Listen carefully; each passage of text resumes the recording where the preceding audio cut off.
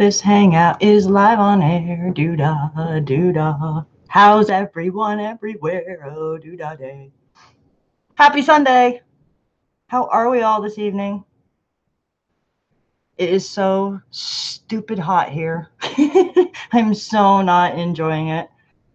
I am not a person that complains about the cold through the winter. I actually really like the winter. I like the multi-layeredness that happens because you're always a pretty good temperature. If you're cold, you put on another layer and, you know, things work out. But, oh, this heat, not getting much done.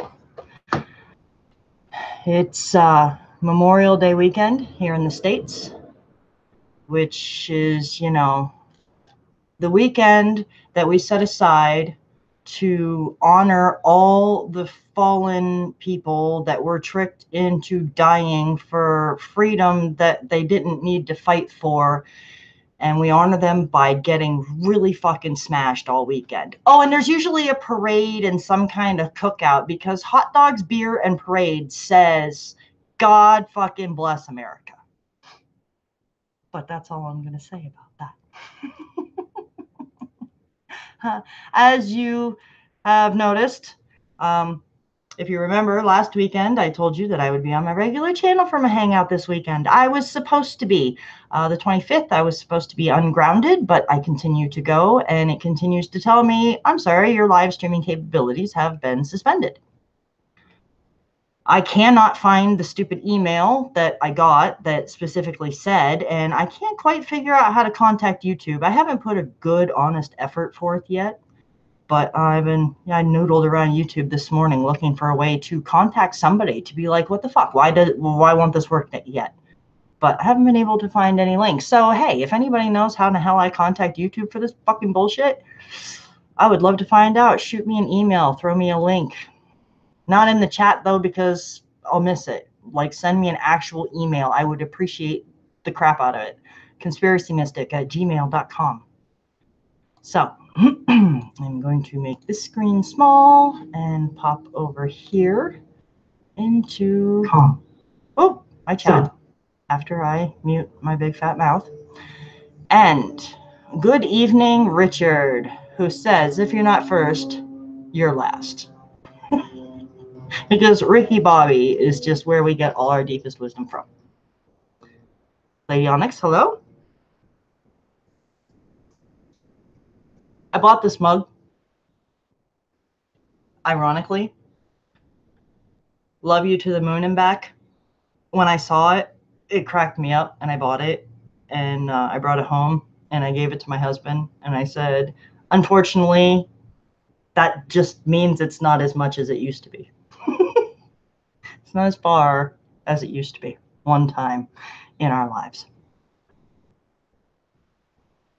Concerned citizen, how are you? Enjoyed your little rant the other day of what I was there for. Good to hear other truthers get pissed off and rant about things. Stacy's Realm, who is going to be my guest and joining me this evening. I have a friend to play with in a minute. And hello, Stacy. How are you, my friend? Bum-ba-da-bum-ba-da-bum. And there's Robin. Hello, Sandra. How are you, my dear? I think we're all here, right? We're all here. Okay, so tonight we are talking about the wonderful, amazing, awesomeness that is raw organic coconut oil. It's actually full. It is 1 gallon of Nativia Nature Vitality brand of coconut oil. It's virgin coconut oil. It is organic, unrefined, cold pressed virgin coconut oil. And it's bottled in a facility that packs peanut oil. So careful if you have peanut allergies. But this stuff is awesome. I have so many of these little buckets. They're neat.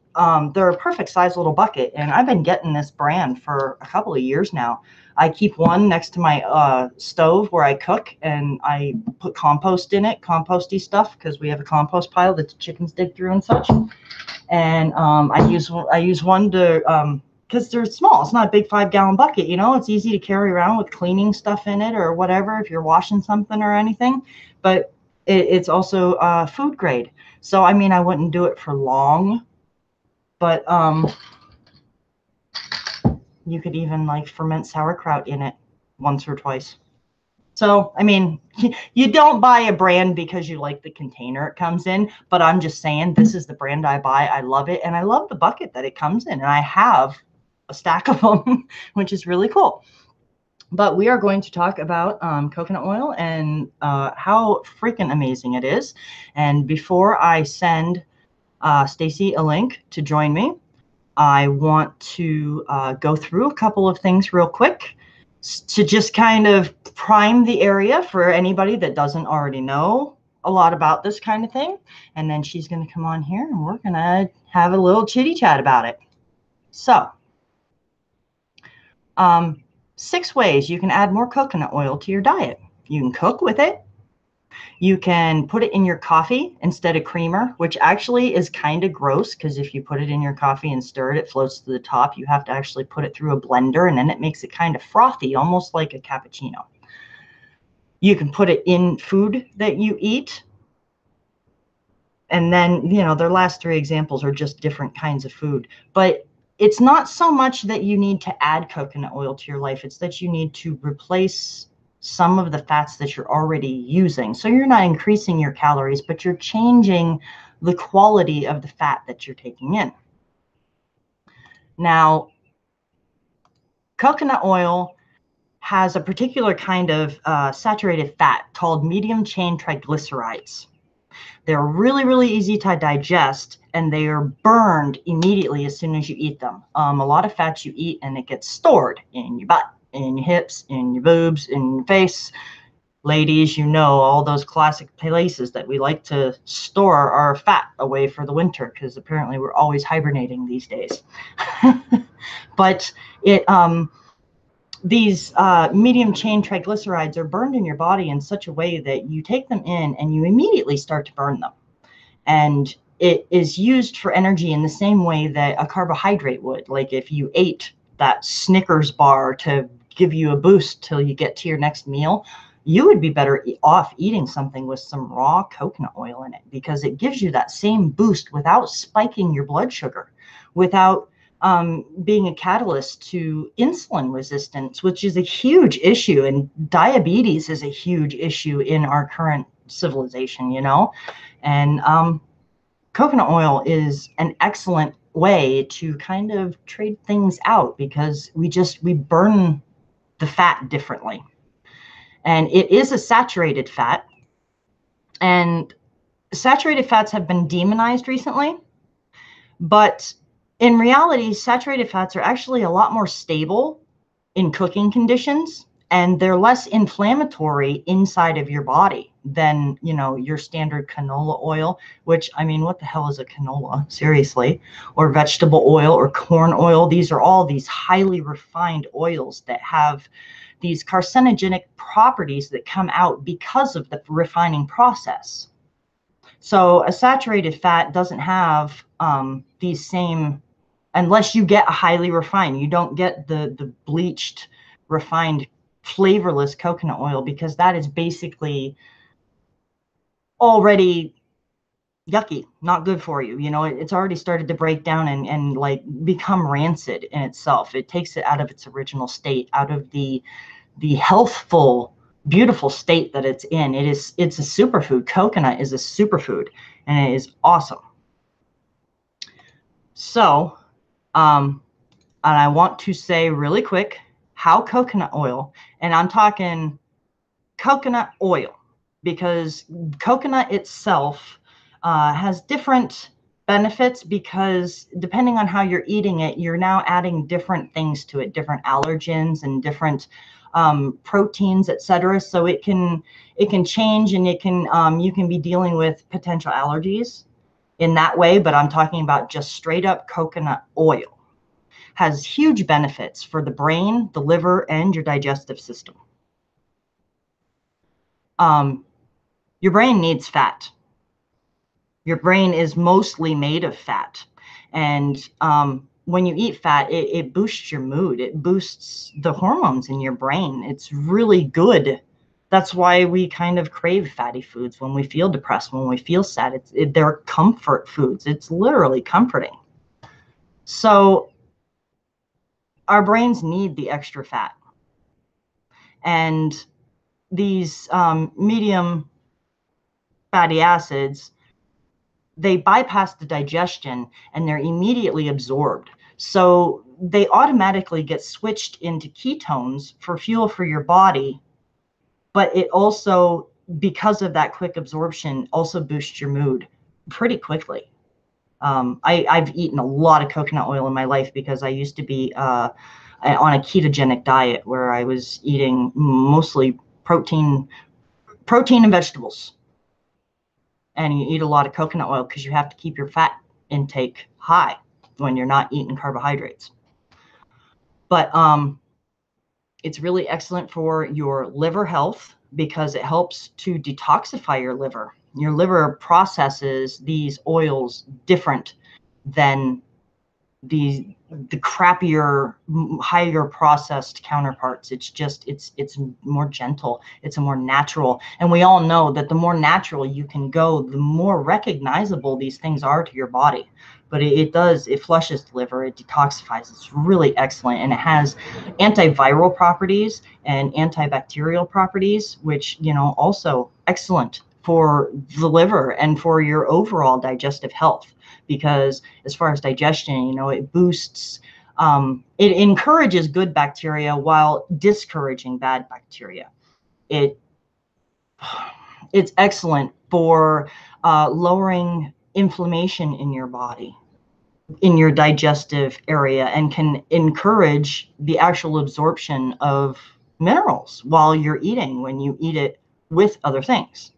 So just as a base rate, coconut oil is pretty freaking amazing stuff. I mean, I am a whole food person, so I'm all about using the whole coconut, and I don't have any allergies, so I don't have to worry about it. But coconuts themselves are freaking amazing. Today, we're going to stick mostly to oil. We're going to talk about what we use it for and how effective it's been. And I imagine we're probably going to mix in some other things that we've used before, or maybe even after coconut oil, and how they affected us. So I'm looking ever forward to a very awesome hangout. My people are always awesome, and I love having someone to bounce this stuff off of. So I am now going to connect her up with a link, and we are going to get this show on the road. So here comes your link, Ms. Stacy. Send. I sent it in reply to the email that we were exchanging earlier. Just heads up.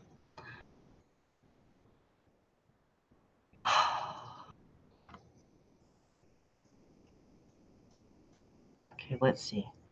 No complaints about the audio. Everything seems to be good. Yes.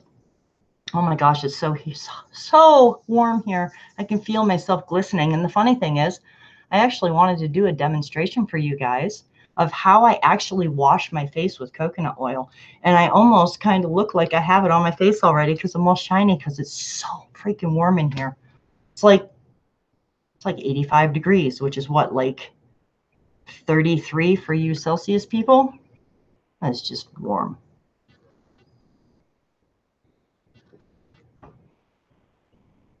Is she here yet? Is she here yet?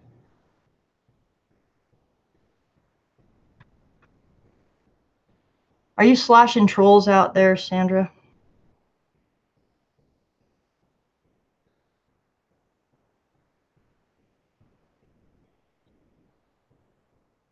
Hi, Chris. How are you? Okay, well, I'm going to scroll back up and start here, and she's going to jump in when she gets here. Let me see here. I'm gonna love the chat in this because you guys are gonna be all over it, and you are so gonna help us find our way through this. It's gonna be a well-rounded conversation between all of us, I think, because I think we got some knowledgeable people going on in the chat too. And if any of you want to join us, give a yell, send me an email, and I will send you a link.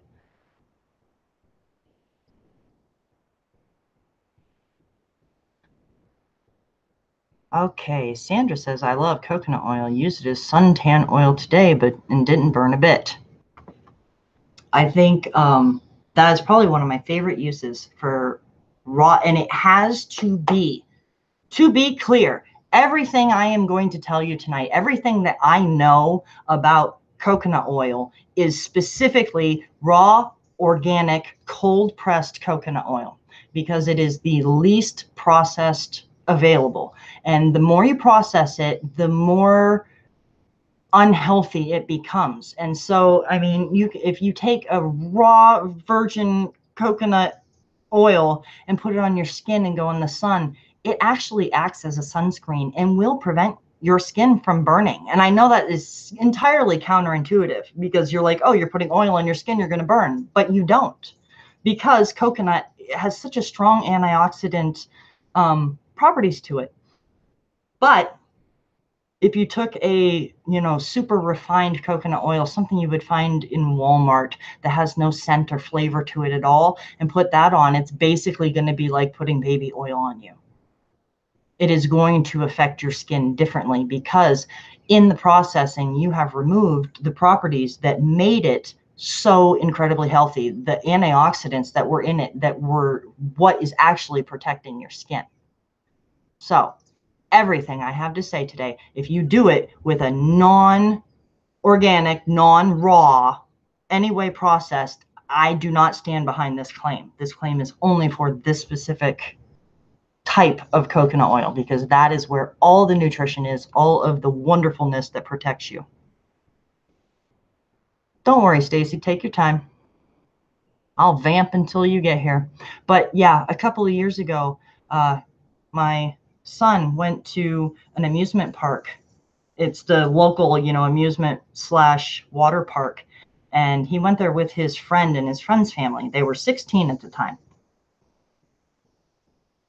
When they got there, at like 11 o'clock in the morning, his friend and his whole family, I hear you. Hello, Stacy.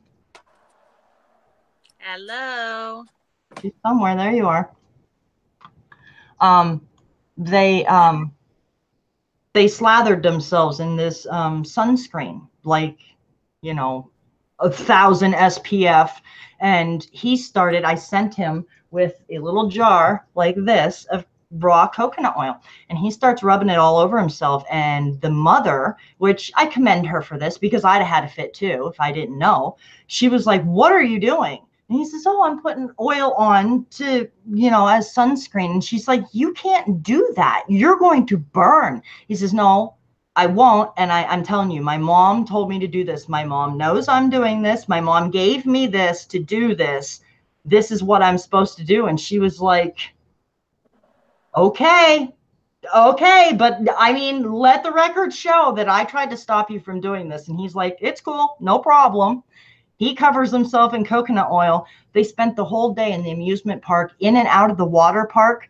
Everybody got out like 3, 4 o'clock in the afternoon, ate a meal, reapplied all their crap, including my son and his coconut oil. They all went back in. They were pulling out of there at 10 o'clock at night, and every single member of that family was completely burnt, like burnt. And my son had a nice brown tan over his whole body, and they could not understand how that happened. They could not comprehend it. And I mean, I'm telling you, I know this works. It's amazing as a sunscreen. So that's like my major testimonial. And my son, for the record, is blonde haired and fair skinned. I freckle easy personally. So, I mean, my kids get it from me. We are fair skinned people, and this stuff protects you from the sun. It's amazing. It's a miracle. How are you? How are you, my friend? I'm annoyed as hell because I can't get my regular computer to work, so I'm on my iPhone. It's pissing me Oh, off. You're all little, little. that's all right. It's better than nothing at all. I'm glad you're here. It's Oh nice to yeah, have I'm someone to bounce glad things off everybody's of. here. I can't believe you're so hot because we are cold and rainy and damp and long sleeves in Vermont when we were sweating our asses off days ago. Yep, you're a hair north of me. This is probably headed to you. You'll probably be Really? getting a little bit more of the warmth. You're just a hair east and just a hair north. Well, you look like, did you get in the sun today at all? I You're looking just a little white, or maybe it's the light. well, no, I'm actually browner than I have been in a couple of years, and it is the light. I mean, everybody always comments that I glow, and it's like, no, I'm right in front of a window, and I get this natural light, Nice, and nice. it bounces off me. Actually, my face almost looks dirty right now to me, and it's because I've been getting sun. I'm actually starting to get color on my face and on my arms, and I'm starting to like look like a person. I can't wait. I said on Facebook the other day, I can't wait to be a color other than white as a sheet or red as a lobster, because I don't get the moderation enough to actually build the tan and get color. I get out there, I get too much, I'm red, and then I itch for the rest of the season, and I'm done. Woohoo! Big freaking whoop! Yay, summer! And then I'm happy to put my long sleeve t-shirts back on. But the coconut oil helps, it helps me turn brown much quicker than nothing at all, Oh yeah. I Well, find.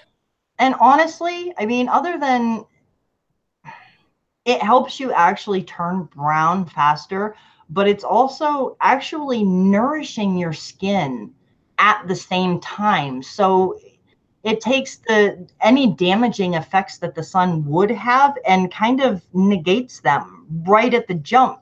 I like to put my coconut oil on. I try to do it like a good 15-20 minutes before I go out, just because I feel like it soaks in. The antioxidants themselves soak into my skin and kind of take their place. So when I get out there and I start sweating, if it starts running off of me, it's not, the effects have already soaked in, I guess, essentially, is the way my brain thinks about it.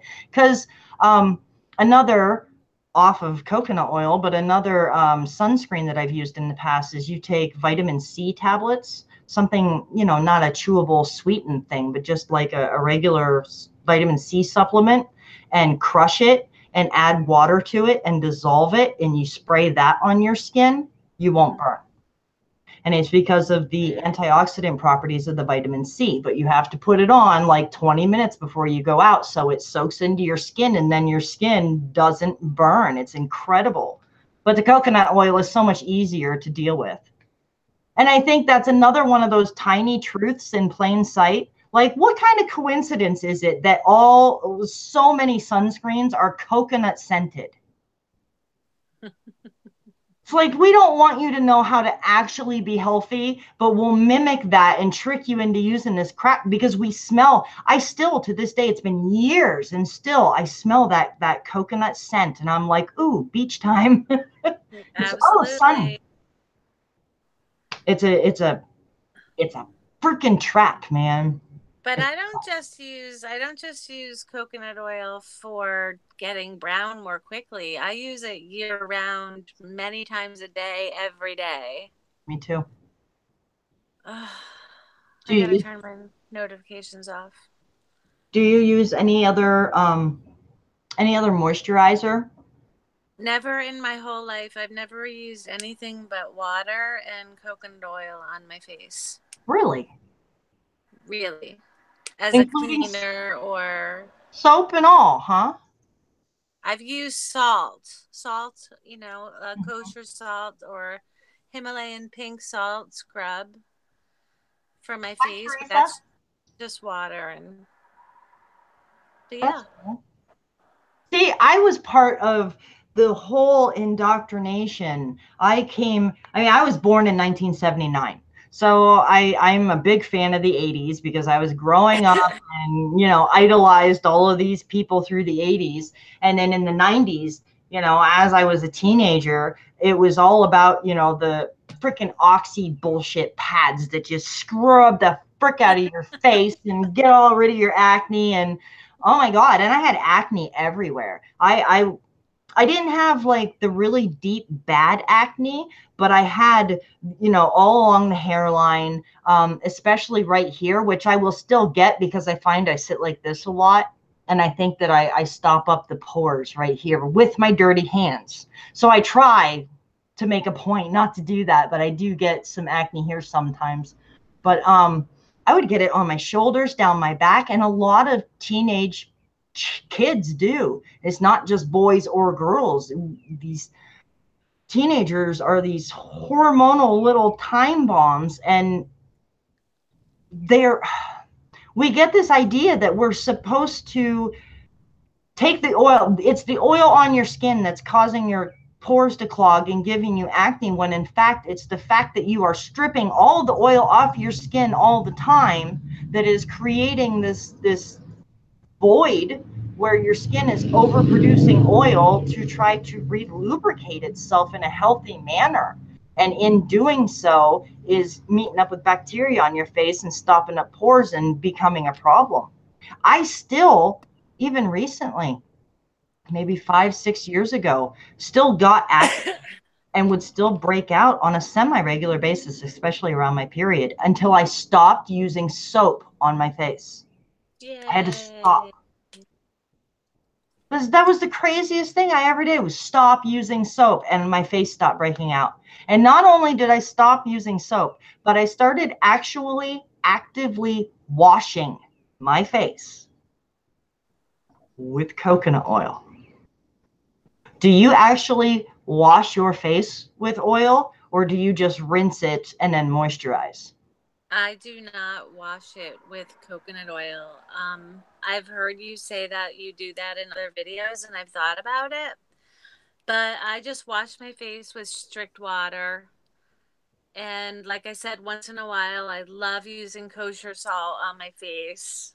Mm-hmm. Um, but I use so much coconut oil, especially in the summer. But even in the winter, I get out of the shower and I don't even dry off all the way, and I just slather my whole body. Me too. So I bring it with me and try and keep it in a cool spot in the summer if I'm out gardening or whatever, because it just turns to liquid like that. Right? Yeah. I can always tell when it's finally winter. When it's finally winter, I come in my bedroom after my shower and I can't poke my finger into the coconut oil, and I'm like, shit.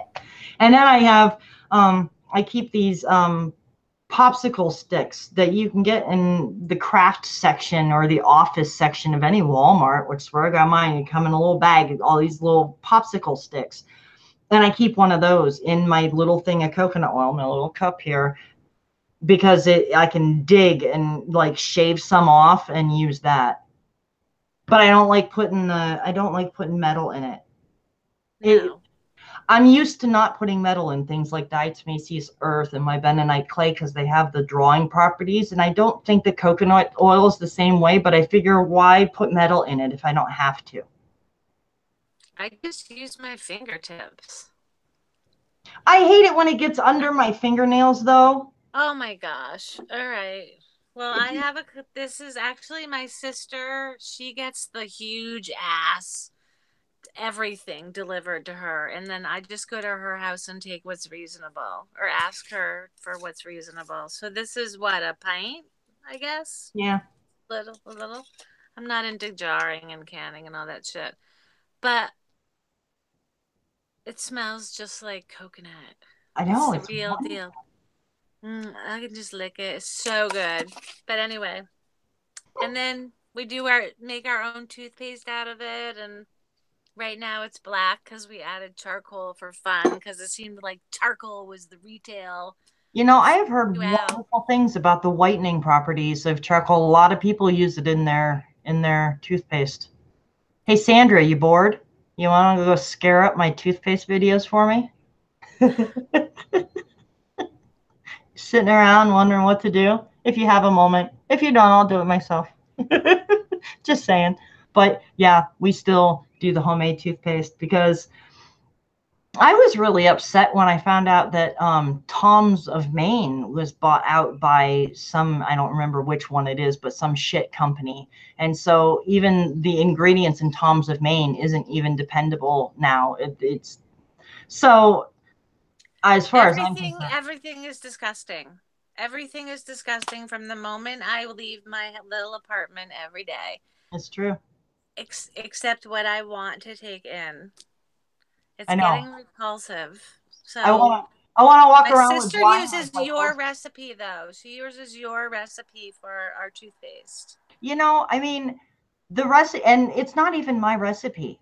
I Oh, went whatever. through and looked at tons of recipes, and that seemed to be, for the most part, the base of most recipes. And so what I'm doing is just seem to be what most things started with. And then, you change it from there, like adding charcoal. That's a fantastic idea. Same basic recipe. It's the same foundation.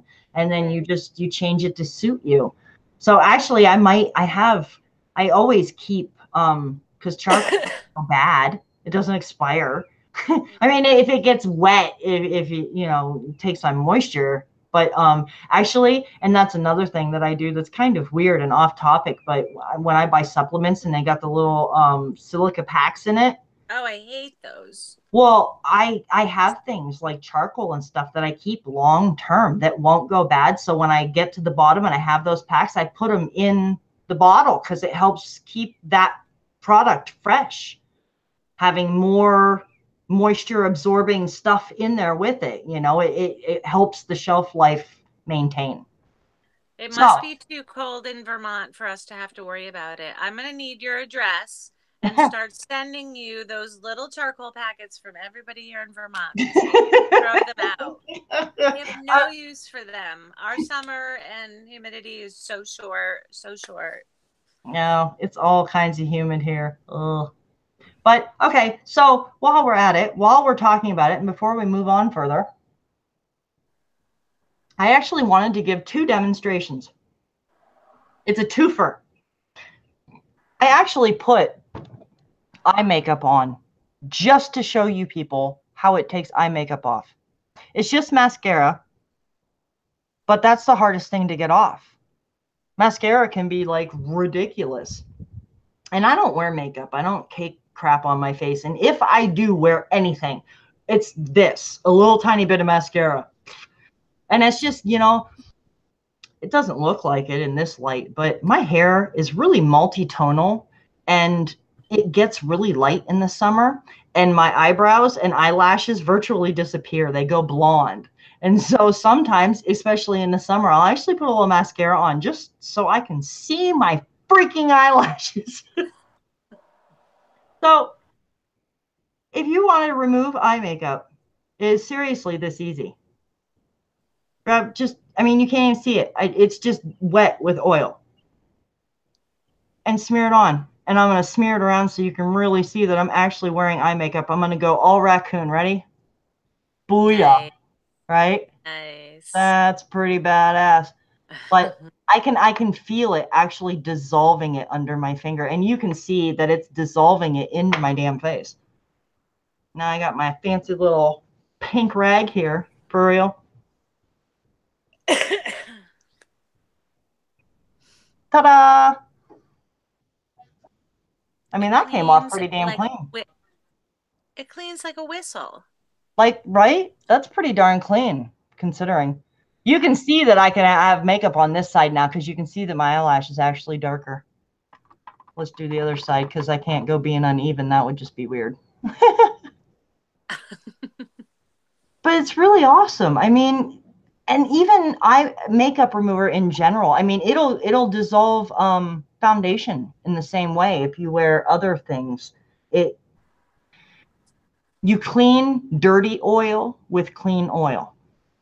My husband, as a mechanic, knows this. If he gets a lot of dirty oil on himself, instead of reaching for soap, one of the better things you can do is actually grab a quart of clean oil and pour it on your hands, because you rub it around and it like grabs the dirty oil and kind of pulls it off of you. And then you use soap and wash it off, but it gets the initial yuck off. That's the And, more expensive way for him to do it, though. well, I'm just saying Yeah, yeah, yeah. it's Okay. possible. And It that's is why, possible. It is because possible. the clean oil does it. And now that my eyes are clean, like really, that was, and that's, I mean, real mascara. I know it does a wonderful job. But when I wash my face, and I do it in the morning mostly, because at night I just do the oil and then I shower and wash with the water. But in the morning, I like to exfoliate my face because it kind of gives you a glow for the day. Um, and take some oil and really rub it in, massage Is it it all. is this the twofer? The two part of the Yep, twofer? this is the second part of the tuber. Okay. So you massage it all in, and So normally I you will, only do your face. You only do your face and neck? in the morning. Well, no, because I moisturize everything, but this is how I clean. This is an Okay. actual cleansing process. Um, just doing this and getting it all over, and then I will usually leave it sit just a few minutes. You know, maybe I'll make my bed and get my laundry started, and then I'll come back and I'll do it with one of these, but I'm going to do it with toilet paper just because it's white and you'll see what comes off my face. And I am not a dirty person. I did this morning, but it's warm out and I'm sweating. I was in the garden a little bit. So just oil. It pulls the dirt out of your pores.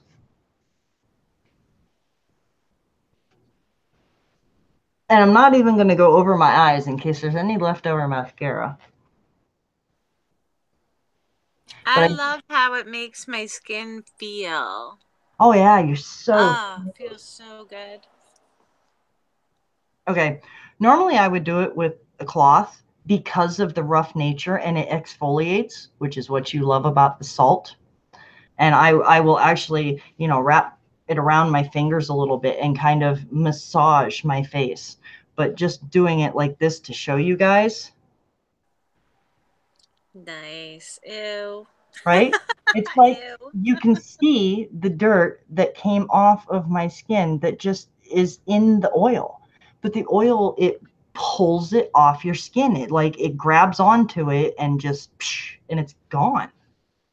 It's really amazing stuff. And I stopped breaking out. I stopped having a hard time with my skin and the whole, oh, you're oily T zone.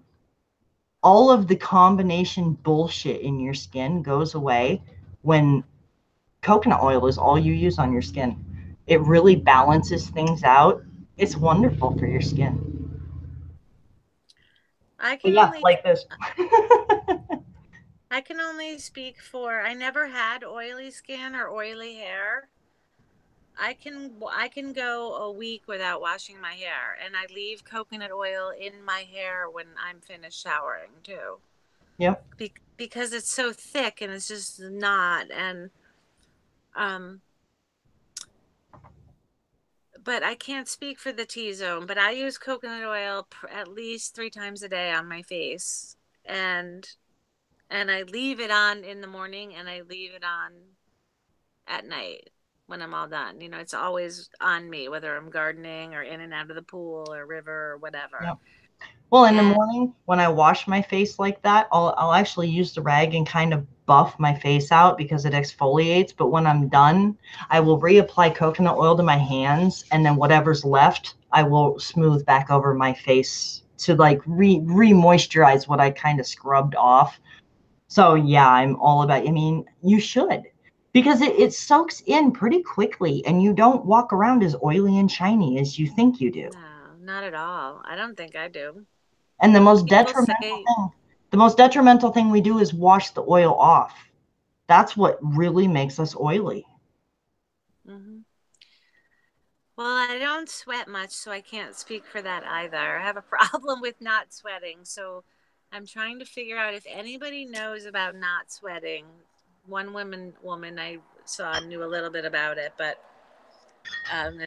and heating or eating salt pellets.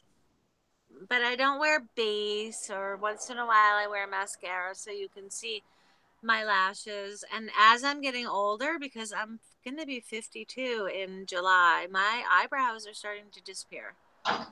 So I'm letting my hair get longer so I have some color left on my face.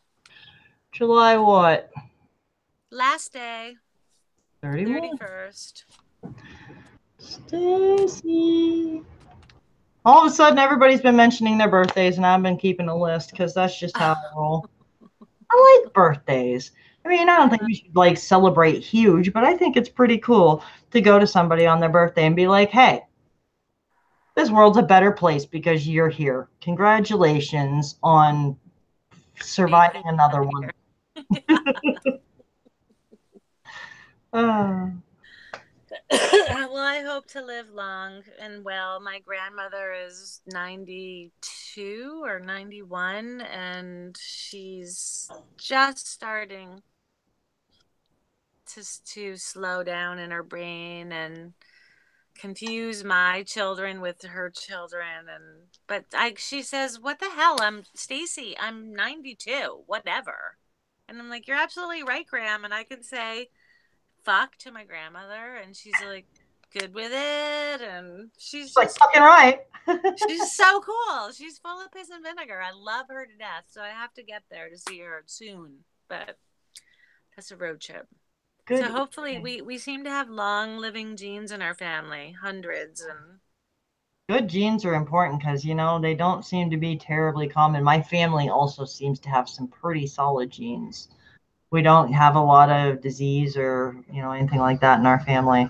But the Alzheimer's we do get. well, And, there's more chemtrails now, so we're all screwed. but that is also one of the many, many virtues of coconut oil. Coconut oil has actually been shown to improve cognitive function. It's so good for the brain. It's actually being used in Alzheimer's patients to combat early onset Alzheimer's. I mean, I'm sure it's not a magic pill. I'm sure you don't just start eating it and start remembering stuff better. But I mean, as a preventative, as something that encourages cognitive function, I mean, I'm all for it. I'm all yeah, for I it. mean, if that's something that might pop up in your family, We definitely the coconut oil.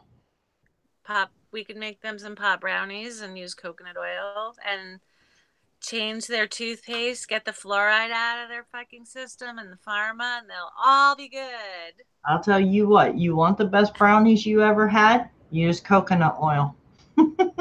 They are Okay. so good. Scary good. I'd probably eat them all up. Oh, yeah. Take the coconut oil instead of butter or any other oil or whatever, and use the raw coconut oil, and then when you butter the pan so it doesn't stick, and then sprinkle some dried coconut in the bottom, and then pour your batter over top of it because it like caramelizes against the bottom. Well, let's add some sweetened condensed milk while we're at it. I mean, a moment on the lips and forever on my hips. Oh Thank my you. god. I'm No, not but it into would be sweets. good. Not into sweets that much, but sometimes it's like, oh yeah, I could eat 10 of those. Yeah. Well, coconut oil, I think. I mean, it tastes okay, but to hold it in my sister was teaching me oil pulling Mhm. for my teeth, and which is disgusting. Yep. She did it for a long time, and to try and prove or disprove whichever mission she was on that week. She's got a lot of them going. She's a smart cookie, like you. Yeah, well, I'm all about the trying of stuff. Oh yeah. You got to But try the it. oil pulling was freaking disgusting. It was like having this. I won't even eat oysters, or I think it's oysters or clams, any of that. It's like a snot ball in the middle of the shell I sitting don't there, and eat they raw want you to. seafood. But she put this big tablespoon or two. She's like, "Yeah, Stacy." She always makes me try all this shit, and then she tells me later, "Oh, well, maybe." was like, oh man, a good thing I love you. But anyway, I lived through it all. I lived through it all. But it's the holding it in my mouth for 30 seconds and it seems like eternity. And then you get rid of it. Don't swallow. I couldn't handle the pulling, and a lot of people don't even think about the fact that coconut oil solidifies at room temperature, and they spit it in their sink, and then they clog up their drainage. So, Yeah. I In mean, the I use it in shower. my hair, and I'm still cautious about in the shower with it because I don't want to put too much in my hair and clog up my shower. Been there, done that. For real, dude, you don't want to do that. I have. I mean, when I really looked into coconut oil and the benefits in the mouth, um, I found that the main reason that coconut oil is so beneficial for dental health is because it kills the bacteria that causes the plaque and cavities, etc. And it has some earthy minerals in it that help begin the remineralization process, because people don't realize that you can remineralize your teeth. That sounds like science fiction, but when you snap your bone in half and they wrap it in concrete and give it 6 weeks and it'll heal itself, you don't question that. You're not like, that's stupid. Why would it do that? No, of course it will. Did Sandra find the videos? The Did Sam? toothpaste videos? Sandra, you had her looking for them. Oh, Man, it's hard to keep you on topic. I assume she did. Yes, she did. Toothpaste, the why, toothpaste, the how. She's awesome like that. No, I'm still on the same topic. That's what I'm No, I saying. know. When you I know. break a bone, you wouldn't think it was crazy that your bone would remineralize itself and Right. heal, but it does. And your teeth are made of the same material. So adding minerals to your teeth actually will fix your teeth. And the messed up thing about toothpaste is they tell you, oh, it puts a protective layer on your teeth so you don't get plaque buildup. Well, it puts a protective layer on your teeth that keeps the minerals from touching your teeth so it can't heal itself. It's like wrapping your bone in plastic and not allowing the calcium to get to it or the magnesium to get to it, you know? So really, my kid, What? my A 16-year couple. old brushes his teeth with mud. It's bentonite clay and Right. coconut oil, and it's disgusting, but he does it, and his teeth are perfect. They're perfect. They're good. Yeah, yeah. He's literally never had a dentist even look in his mouth. He's never seen a dentist in his life. And every tooth is white and solid, and there's no black, there's nothing creepy in his mouth. His teeth are perfect. It's nothing creepy. Well, I mean, I'm talking 16-year-old boy. There's No, not I a know. whole I lot know. about 16-year-old boys that isn't creepy, honestly. I had to. Yep. Well, I chipped my tooth a couple of months ago. I woke up. I might have told. I woke up and I was laying, and like half my molar on the inside was under my body.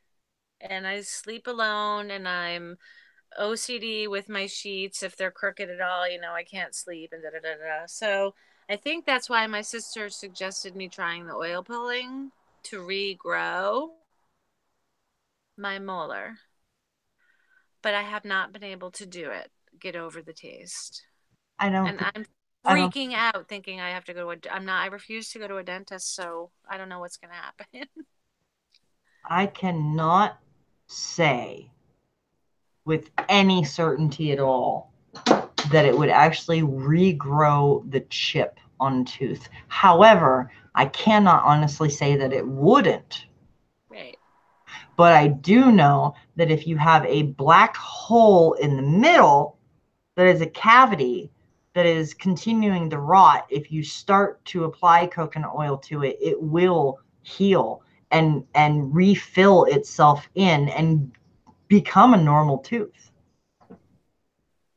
So I don't actually know that it wouldn't remineralize the corner of a tooth.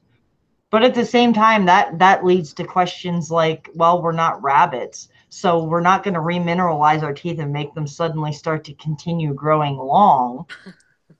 I wonder if you have to actually have a blood supply connected to it, because the center of your tooth where you would get a Yeah. cavity, there's a blood supply. You might need a Oh. blood supply to grow the minerals. Hmm. So if you actually want to fix it, but definitely look into it, because like I said, I don't know. I'm just vamping ideas here. Well, I'd like to hear from some coconut oil pulling people their experience with. There's so many freaking videos and cool people talking about it and doing it, but I don't know. I haven't seen like the proof that it, for teeth anyway. It's beyond whitening or strengthening some, but Well, I think the main difference between using it as toothpaste and using it in oil pulling is that as toothpaste, you're brushing it on, you're cleaning, you rinse, you spit, you're done. And yes, some may stay on, but it's not. I mean, once you fill your mouth with saliva a couple times and swallow, there's not a whole lot of ongoing effects. Where when you're oil pulling, they recommend you do it for at least 40, or not 45, at least 15 minutes. So you're sitting there and you're actually holding it on your teeth. What I wonder is if you could blank. take something like a mouth guard for nighttime so you don't grind your teeth and put it in it, then it wouldn't even touch your tongue. You wouldn't feel it. And you could put like coconut oil and bentonite clay in it together, because the clay is very mineralizing for the teeth. And then place it in your mouth and close your mouth around it. And then you wouldn't have that texture in your mouth, because it would be there, but it would be separate. I wonder if You that wouldn't be a viable alternative. you are so freaking smart. Do you know that I have a ton of those lying around, those stupid mouth guards that they used to sell to keep you from snoring, supposedly? My ex boyfriend insisted we had them everywhere because he snored, but he blamed it on me. But anyway, that is a good use for those. That's like the best use I've heard of for those stupid guards. I'm gonna dig them out and try that. And then you won't have to put the whole wad right on because it would sit at the tip of your tongue where your taste buds are and along the inside. You're like, yeah, yeah, yeah. I have a hard time with the idea of holding it in my mouth, because when you're holding something in your mouth, you're going to begin to salivate and your mouth is going to continue to fill. And it's now you're dealing with two liquids that are going to separate. They're not going to mesh well. And it's like, but you can't talk and you're like, it's like, no.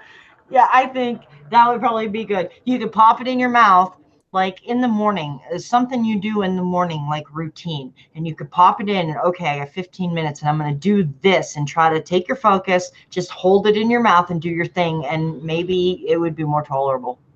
But I would definitely add the clay, because the clay is only going to amplify what the coconut oil is already doing for your teeth. Oh yeah, that's already in there. The chopstick. My sister gives it to me with a chopstick. All that to stir up. No metal, no metal. She must Yep. have learned that from you. And then make sure that when you pull it out, you hawk it into your trash can, Yes.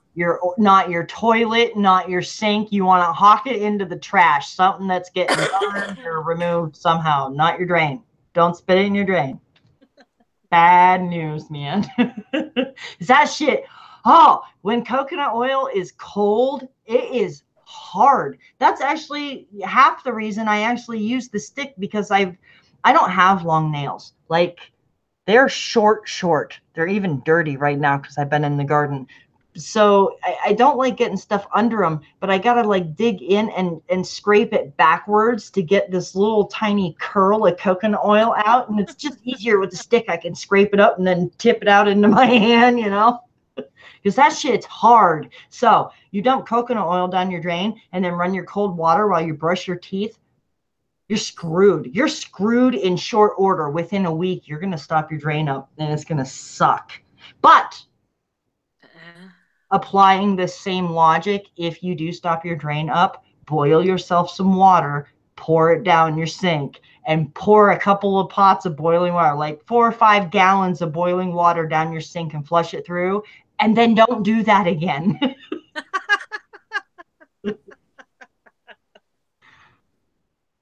Don't tell your landlord.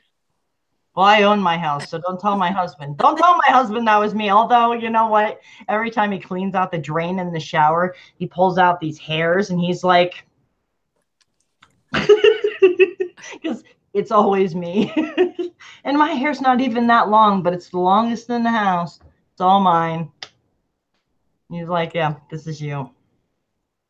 So tell me do you want to go off topic for a second? Because I've been dying to know what that says right there, Oh. your coffee arm, your tat. It says, I can never read it. awake my soul. I like it.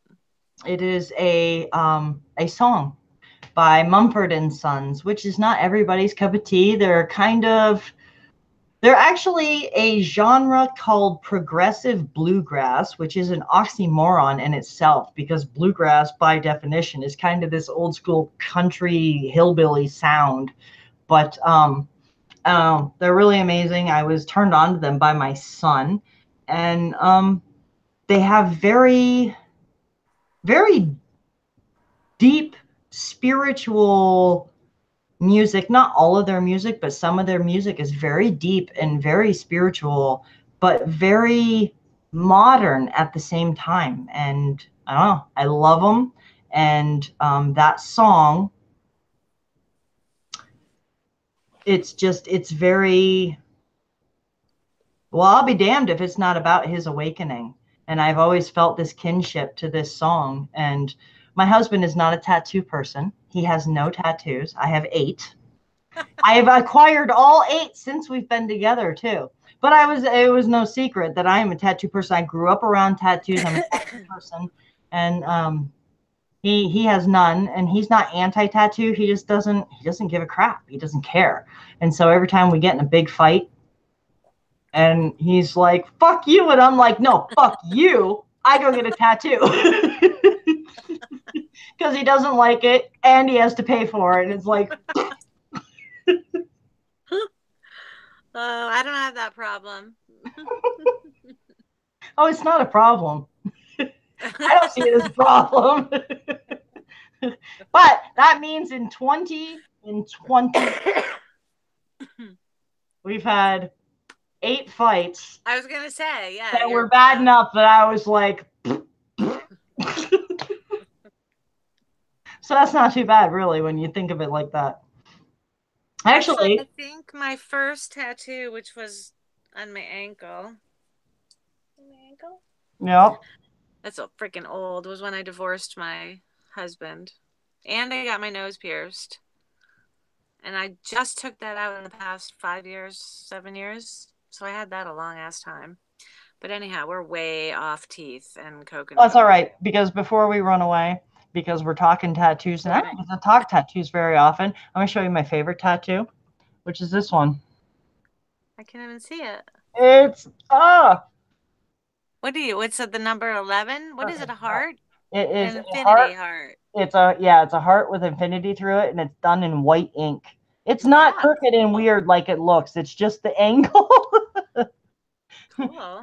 That's my wrist tattoo. I like the white ink. When I went to get the white ink, the first guy I went to, he told me he wouldn't do it. And I'm like, why? And he's like, because it'll get muddy with age, and I'm not putting my reputation in a tattoo that you're not going to like. And I'm like, no, I know what it's going to do. I'm telling you, I want this tattoo, and he wouldn't do it.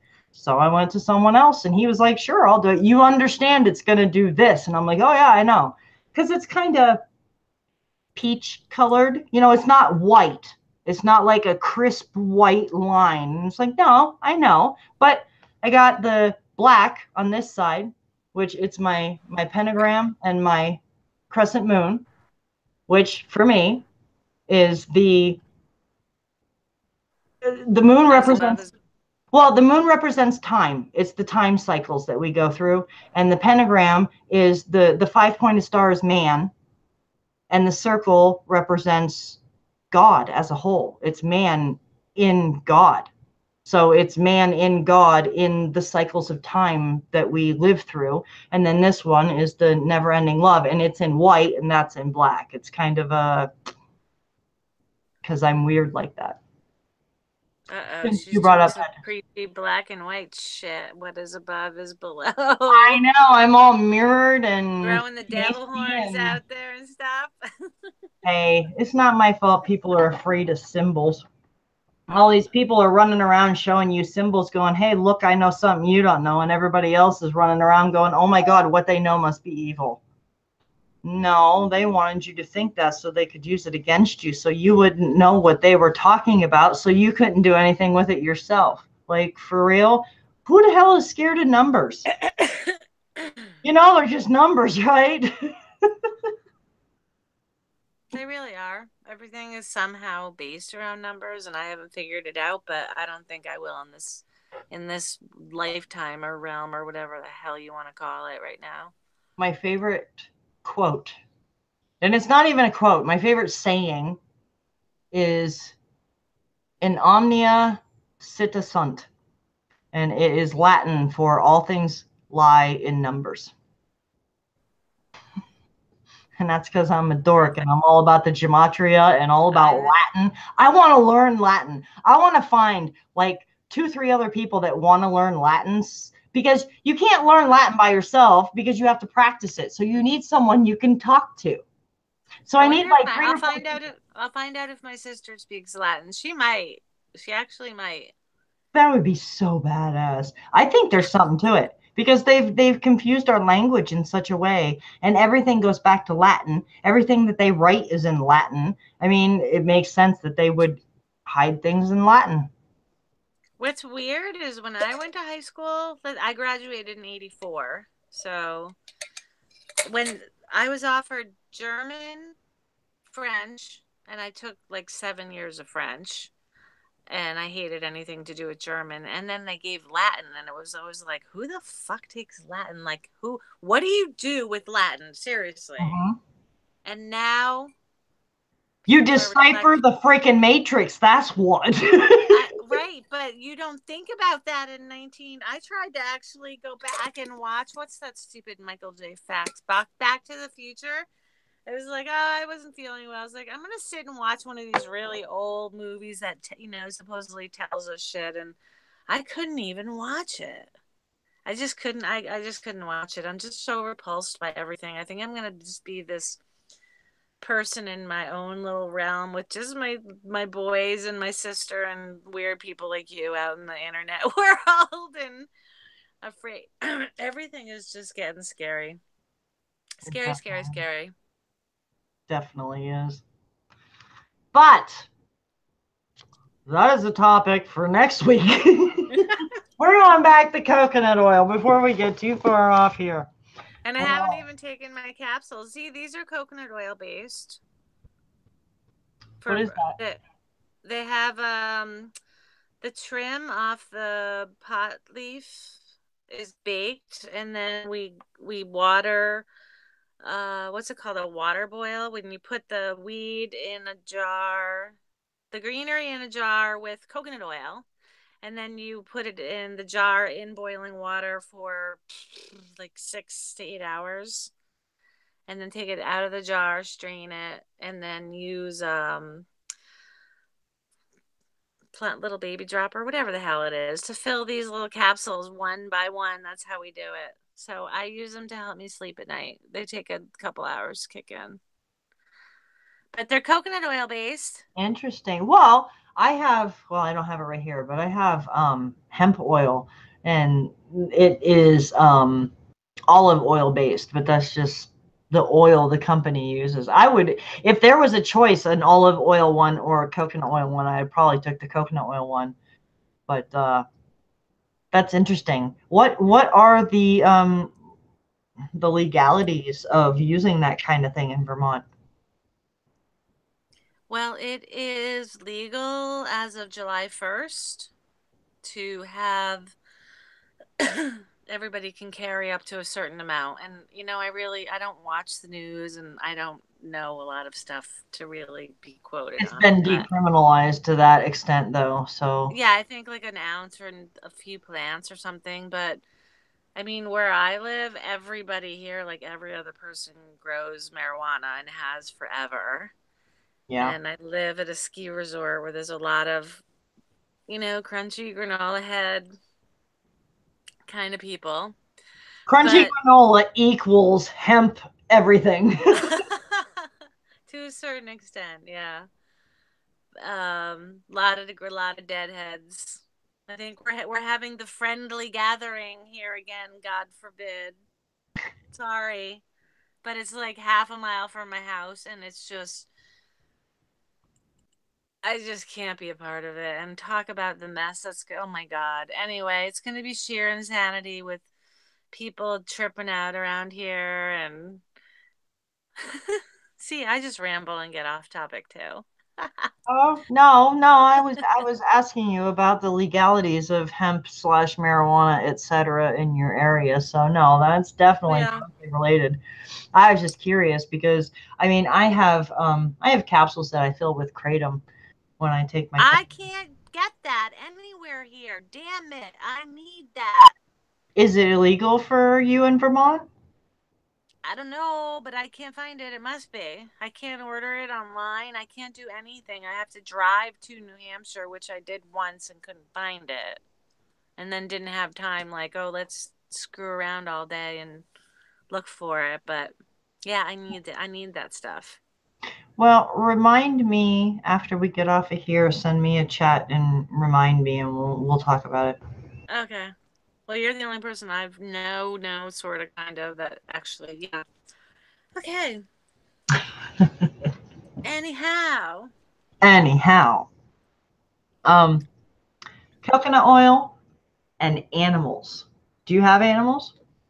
not currently, but I have in the past, yes. You ever a cat? Yes. Did your cat do that lovely thing where they vomit up a tube of unchewed food? Leave it for you, and it's lovely when you find it, and as it squishes between your toes or some other horrid thing. Clearly, you've had a cat. Oh, yes, several. Hmm.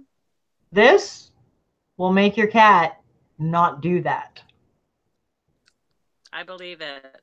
The reason a If cat only I does knew that, then. what?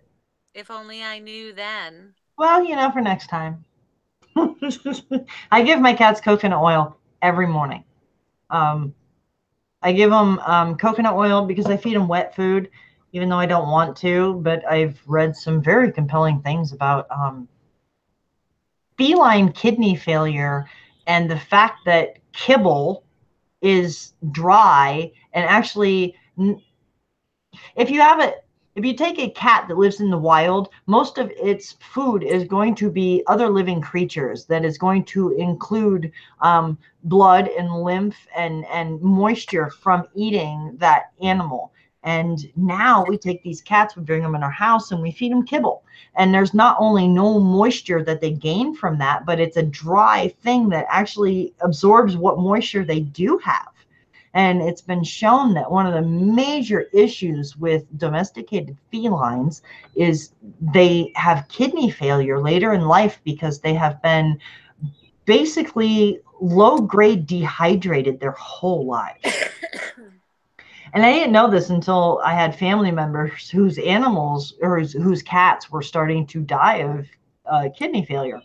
And so I started feeding my cats wet food. And I put the wet food on the plate. I add water to it and mash it around so it's like a gravy. And then I add coconut oil to it. And I have, crunchy kibble food that's available to them all the time. And I drizzle a little coconut oil on that too. The reason they puke up a tube of seemingly unchewed food is because they actually get hairballs I in the was gonna bottom. say, isn't it hair? Yep. Mm. They at the bottom of their stomach, there's a little sphincter that opens and closes. And when they fill their stomach, it will open and empty into their small intestine. And if there's a hairball in the way, it'll open and be plugged. And when the stomach starts to contract to move everything out, if it can't move down, it's going up because the stomach is emptying, whether the cat wants it to or not. And so if a hairball blocks the way, it doesn't move into the intestine. It throws it up and leaves you this delightful tube of disgustingness. When you add coconut oil to their food, it not only aids their digestion, helps them absorb the nutrients, but it also adds a literal lubricant to their stomach.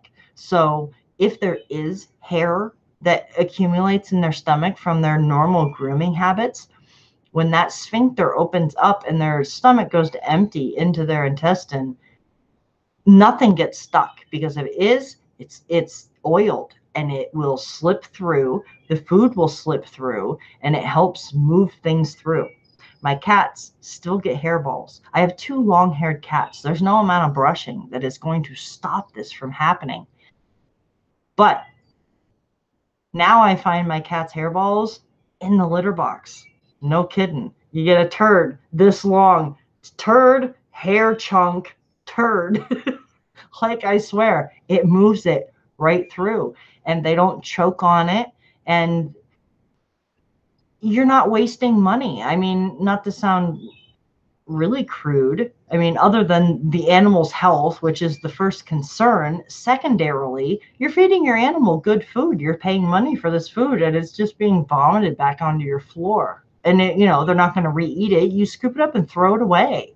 So you're actually getting your money's worth out of the food that you're buying for your animal, because it's actually getting something out of it instead of just barfing it back up for you.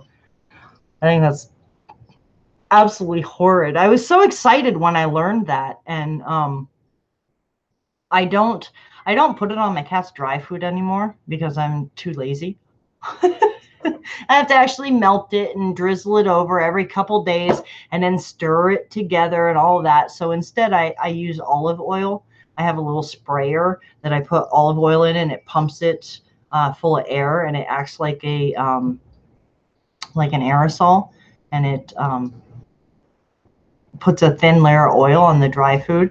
But I do still use coconut oil in their wet food that they get in the morning. That's their breakfast, is their can of wet food with the coconut oil in it, mixes it in, because I figure your antibacterial, antiviral, lubricating, plus it's full of antioxidants. It's a superfood. It's excellent for them. It's excellent for digestion. It's wonderful. If it's good for you, it's good for your animals. And you know what? Vet bills are just as bad as doctor bills. They really are. And my dog also, he gets this patch about yay big right on the top of his butt, at the base of his back where his tail comes up. And he likes to get dry skin there, and he'll dig at it and it gets itchy. I take a chunk of coconut oil and just massage it in, rub it in like once a day, couple, 3-4 days in a row maybe, and the spot will go away. It will stop itching. I think it's a like a dandruff, because dandruff is caused by bacteria or fungus. Oh, I am getting phone calls, and it's somebody else. They're like, hey, shut up, you're not paying attention. Okay.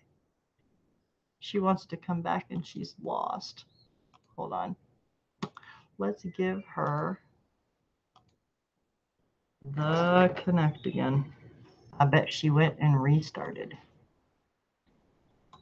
Here you go, Stacy, right in that Hangout. Here's another link. You should be able to reconnect.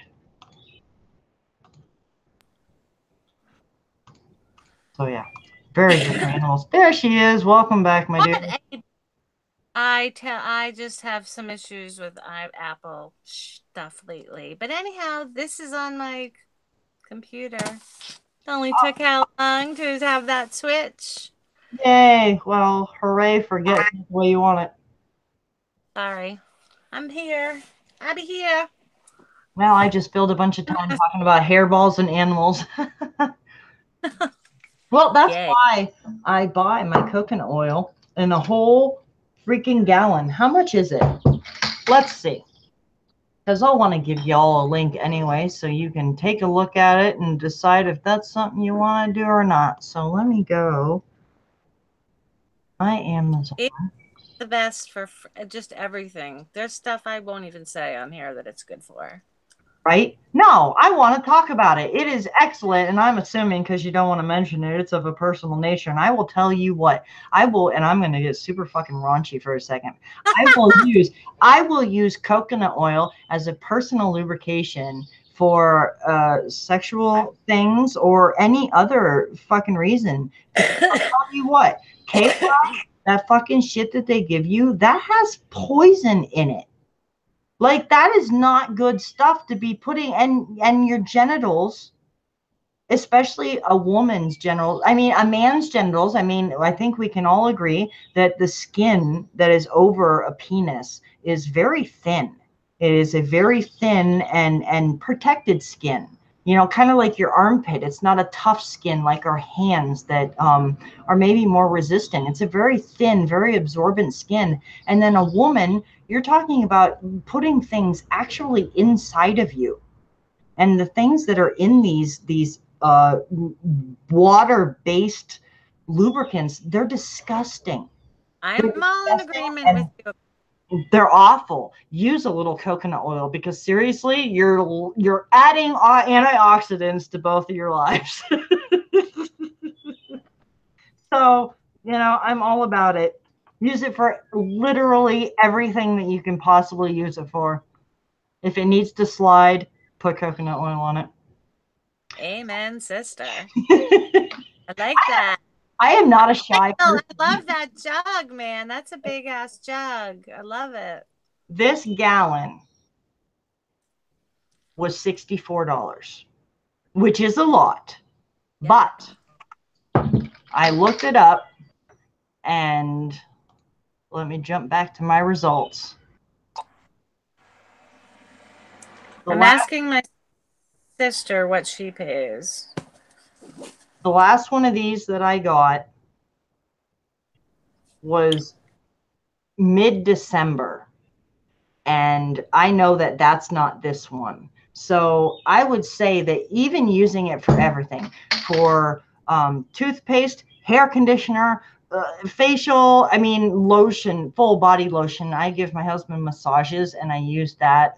We use it for all kinds of dry skin. I wash my face. The animals' food, I put it in my chickens' food. Chickens can get a blockage in their crop. Chickens don't have a stomach. They don't eat and have it just go into their stomach. They have this actual pouch that sits in their chest, and it's called their crop. And they eat, and stuff gets built in their crop, and then they mash it together with grit and stones that they eat, and that's kind of how they chew, and then they move things through. And they can get blockages from eating things like tall grass. If grass is like 6-8 inches long, if you take a piece of grass that's 8 inches long and pop it in your mouth and start chewing it, you'll find it doesn't decimate. It actually winds up into a ball. And for chickens, they can do this with tall grass and actually end up with a blockage exactly like a cat's at the bottom of their stomach where they can't push their food through. And so like once a week or so, I will make my chickens scrambled eggs, which sounds really disgusting. I am feeding them the embryos of their unborn babies. But they love eggs, and it's really highly recommended by vets because they're full of protein. But you put a whole bunch of coconut oil in it, and they get the protein from the eggs, all the nutrients, plus the nutrients from the oil. Plus, when you let them out in the morning and their crop is empty and you feed them this, they put it in there, and just like a hairball, if there's anything stuck, it lubricates the area and pushes things through, and it really helps keep the digestion of your chickens balanced and healthy. Like there is nothing unbalanced or unhealthy about coconut oil. There really isn't. It's amazing. And I would be super curious if your sister is finding it cheaper than me, because according to, what is it, honey.com or the honey app, which tells me what is cheapest, this is supposedly the cheapest for this amount that I can find. Well, we at least want the cheapest. That's the best that it can be, because I know Yeah, Crisco is disgusting. I just messaged her. She hasn't messaged back. I'm pretty sure she's watching, but she might not want to say. I But I'll love let you know when I know. definitely let me know. I mean, I'm all about sharing resources. If you can find it of equal quality and cheaper price, I'm all about it, and I'll tell everybody I know. Oh, I see your lips moving, but you're not saying anything. Really? Oh, there you are. I'm here. Okay. Well, I was also watching the 10-second ago us, so I might have been hallucinating. Ah, it's been a weird day. I wish I was on my phone and I could take you guys outside and show you my bunnies. Again, the mama didn't Oh, come back for her bunnies. They're still there. oh. I Well, no. want to go. We're gonna have to do a bunny video because I'm not gonna stop thinking about that Oh now. yeah. Well, if they're still there tomorrow, um, I'm gonna start paying much closer attention to them and make sure that they weren't abandoned. Because if they were, of course I'm going to pull them out of that hole and start bottle feeding the little things, because that's just who I am. Yeah. But they were out there, but they had been disturbed. When I covered them up, I made sure that I kind of took a mental picture of the way they looked, and they had grass on top of them. And when I went out this morning, it was all bunny hair. So it seems reasonable to me that she fed them in the night and then pulled out some more hair and covered them in fur, because that's not how they were. So she must have been there. And Right. if she wants to keep them in my garden, I mean, they are safest there. The dog's not going to get them, the cat's not going to get them, and the chickens aren't going to get them. And I will absolutely garden around them. I mean, how cute would it be to go out and have little tiny bunnies hopping around? That would So make my he's day. okay. So we gotta talk about the non camping Ohio camp trip this summer that we want to happen. And I wish Jay was on tonight. He's not on. And who else? Wobbly isn't on tonight. Oh, they're not coming for a camping trip. Are you kidding me? Oh, Wobbly's in freaking on. Australia. This is her. Well, Huh? I don't know if it's in Australia. I can't keep all that shit straight, but Oh, whatever. well, I know Wobbles is in Australia, and Jay, Okay. who's one of my closer friends, he's in Colorado, and as far as I know, is not allowed to leave the state for a couple more years. What? Oh, Jay, Jay okay. has had some No legal wonder he has issues. so much time to do YouTube.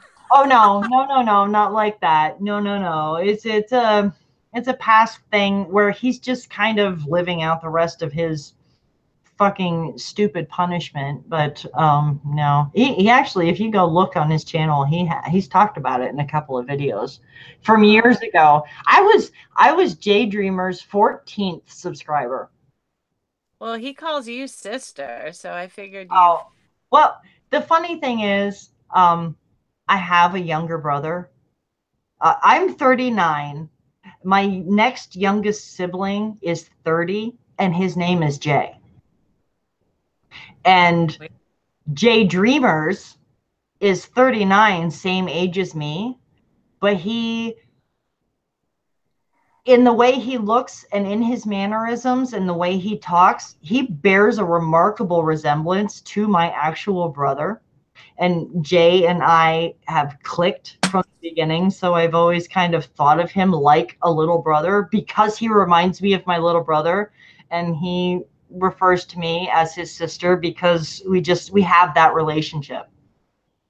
I'm tight with him. I love him to death. I've helped him when I could. I've supported him when I could. I've um, been here through his journey because we were part of the first wave that came in, and there was a certain group of us. There was like 50 of us that all came into this at the same time. Like ODD, I love Right. ODD. He's a friend of mine. J Dreamers, Brian Mullins yeah, missing. Brian Mullins, Jazz Sinclair, Little Bird, Lisa Yes. Maureen. Like there's a pretty good. I mean, I'm missing some, and some came in and left. Rory McFizz and Orbs Realm, who are the same person. Just Heather Thunderhawk, Sunny Peaches.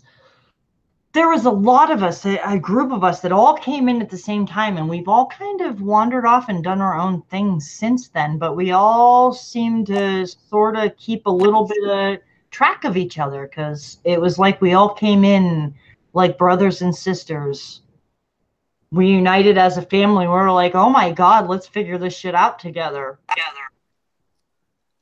Right. I think that's how my sister Rachel, she's as Rachel on YouTube. She has some pretty cool videos. But she was in very sick for many years with Lyme, and she still suffers from Lyme. But so she had a lot of time on her hands, and she's probably one of your very first followers. But she's the one who introduced me to you and to Jazz and ODD and to Jay-Z. It's so many. I can't possibly list them all, but you guys have gotten me through a lot of shit, and I love talking to you guys. Well, it's amazing because in a world where everything you look at is bullshit. It's lies, it's fake, it's artificial, it's plastic, it's obvious. And then to actually come into contact with people that are genuine. They're genuine, honest, decent people who really have your best interest at heart. Not because they owe you anything, but because your best interest is their best interest and they only want to share. That's what I've been all about since I came on the scene. Came into Right. YouTube the what 2 years ago now, and or no, 3 freaking years ago now. God, it's been forever. I don't know, but the whole point was I know things other people don't know, and other people know things that I don't know. So I'm going to come on here and I'm going to tell everybody everything I know. I'm going to throw it all at the wall, and some of it's going to stick and some of it isn't. And maybe I will find something else out in return, and we can have this symbiotic relationship where we can all be catalysts to each other's awakening. Because, I mean, it's that or circle the drain with everybody else, you know? Ugh, yeah. I started taking oh, that's a different topic. Go What ahead. else? We What got else is on We got topics tonight? 25 minutes left. I think we're about done with coconut oil. We can move on. Oh, you're on a timer tonight? Oh no, I'm not on a timer. I try to keep it. Not 6.5 hours. Just 6.5. That's what I happens wish when I I get could have drunk. stayed awake for it all. You guys were still gave us lots of good information. It was Oh, just too. see, and I don't even know what I said for the last 2 hours. I went back and tried to rewatch it. I get to a certain point and I'm like, nope, you were drunk, and I shut it off. Yeah, but you still made sense. Everything you said made sense. Both of you. Drew I loved get you. I get loud and obnoxious though, and I don't mean to. And even as I'm drinking, I'm like, you're not going to do that, and I still do. So I'm better if I just keep my ass on the prize. A couple of beers I can handle. You know what it is? It's wine. I can have Ugh. a couple of beers. I'm actually drinking a couple tonight. Oh no. Vanilla porter. It's Yum, that sounds good. it's interesting. It's not too bad. It's different. I thought I'd try it, but it's not wine. A couple glasses of wine, and I'm like, and loud about it. Whatever. We all have our things. I reckon. Well, I started taking apple cider vinegar in a glass of water every day. And I should be doing it several times a day, but I find it hard to transport. I guess I could do my whole, I bring like a big refillable water jug to and from work. And I don't think I want to carry around vinegar water all the time. Correct? Correct. Honestly, My stomach has just been twacked. I am so tired of going to the freaking bathroom. I don't know. Since I was sick, I was in bed for like what, 2.5 weeks with God knows what, because I don't want their medicine and shit. But I did take an antibiotic because I have asthma and I couldn't breathe, and nothing I took was working. And I didn't care that I had to go to the doctors to get this stupid $1 million breathing machine to put medicine in so I could breathe. I had to do it. And it just messed up my insides so bad that I had to start taking probiotics and our cider vinegar. But I don't know how long. Yeah, I haven't even had anything to drink either, like apple cider vinegar. All I've been drinking is this is actually just water too. Just plain water. I keep refilling the same bottle. happens to the best of us, my friend.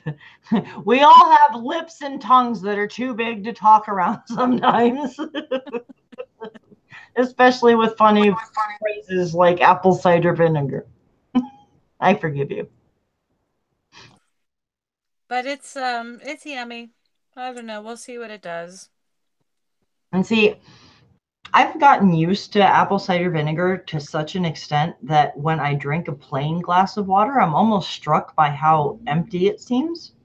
I'm like, oh, that had no flavor. But Right. it's because I put like a full tablespoon or so, top it off, chug, chug, chug, and then top it back off. And so there's always like this faint flavor to it. And I, I find I actually like it. I don't dislike it. And so when I end up with a glass of water that tastes like nothing, it's actually kind of weird. I actually prefer a touch of apple cider vinegar to it, but it's so healing for your stomach and your intestinal area, just all of it healing in like anything that's going on, any inflammation that's going on, any candida that's taking over, if you're yeasty. And a lot of people have a lot of issues with yeast because our diets are so filled with sugar, so filled with sugar. Everything we eat is like, oh my god, the first ingredient is high fructose freaking corn syrup, and that feeds this yeast in our body, and this yeast in our body causes so much imbalance and illness, and it affects our immunization. Just it completely stops up our entire system, and we do nothing but feed it on a constant basis. And drinking regular apple cider vinegar really goes a ways to stopping that feeding cycle and really starting to cleanse your guts, because an unhappy How gut is an unhappy person. how long do you like forever? You do it forever? I do it i do it, Yeah. yeah. I mean, it's not a, oh great, I have to do this forever. For me, it's just part of my routine. It's just part of what I do.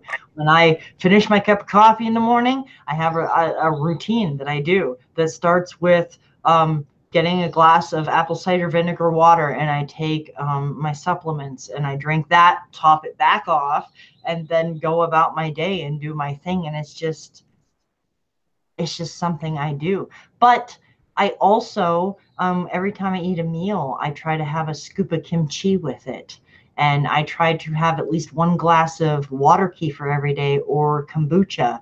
So I think of apple cider vinegar in the same way. It's a probiotic. And I try to make probiotics living foods as much a part of my life as I can, because I feel like this is really a key to health.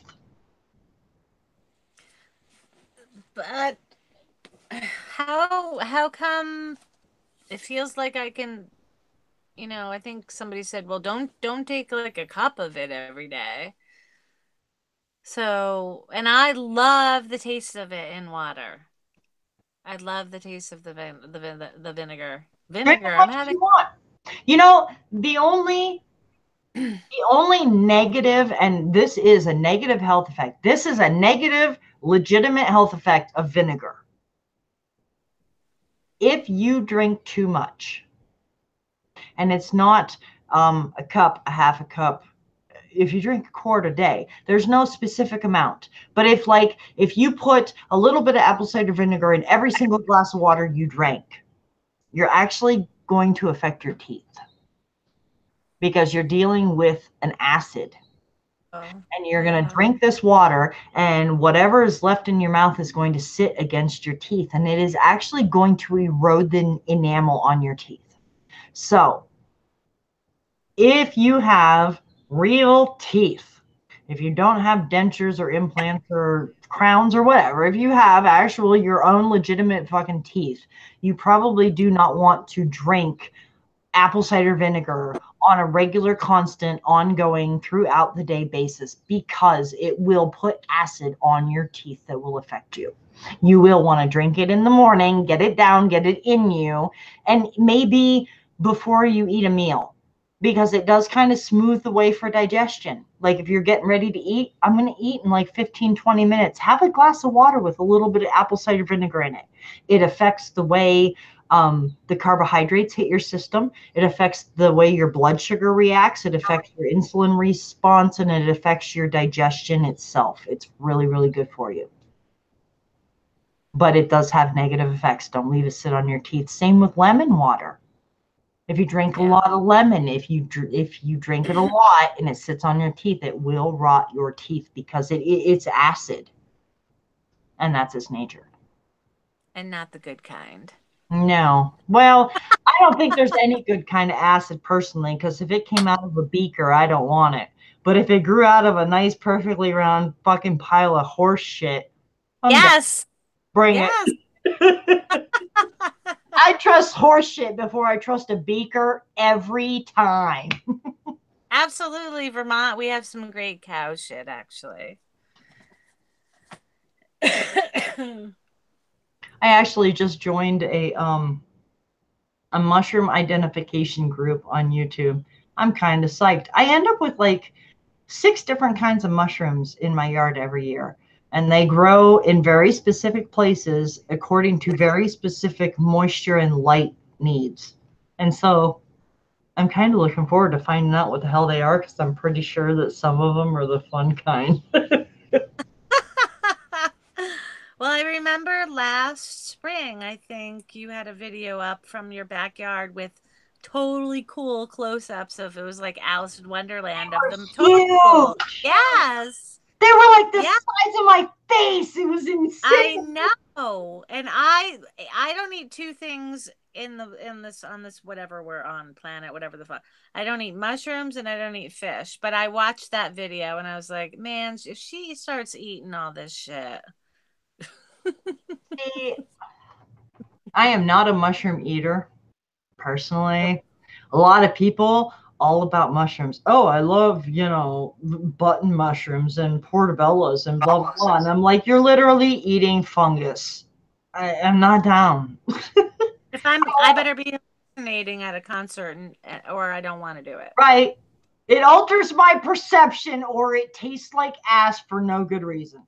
Yes, exactly. Well, it doesn't even taste like ass. It tastes like dirt. It tastes like dirt. Mushrooms taste like dirt.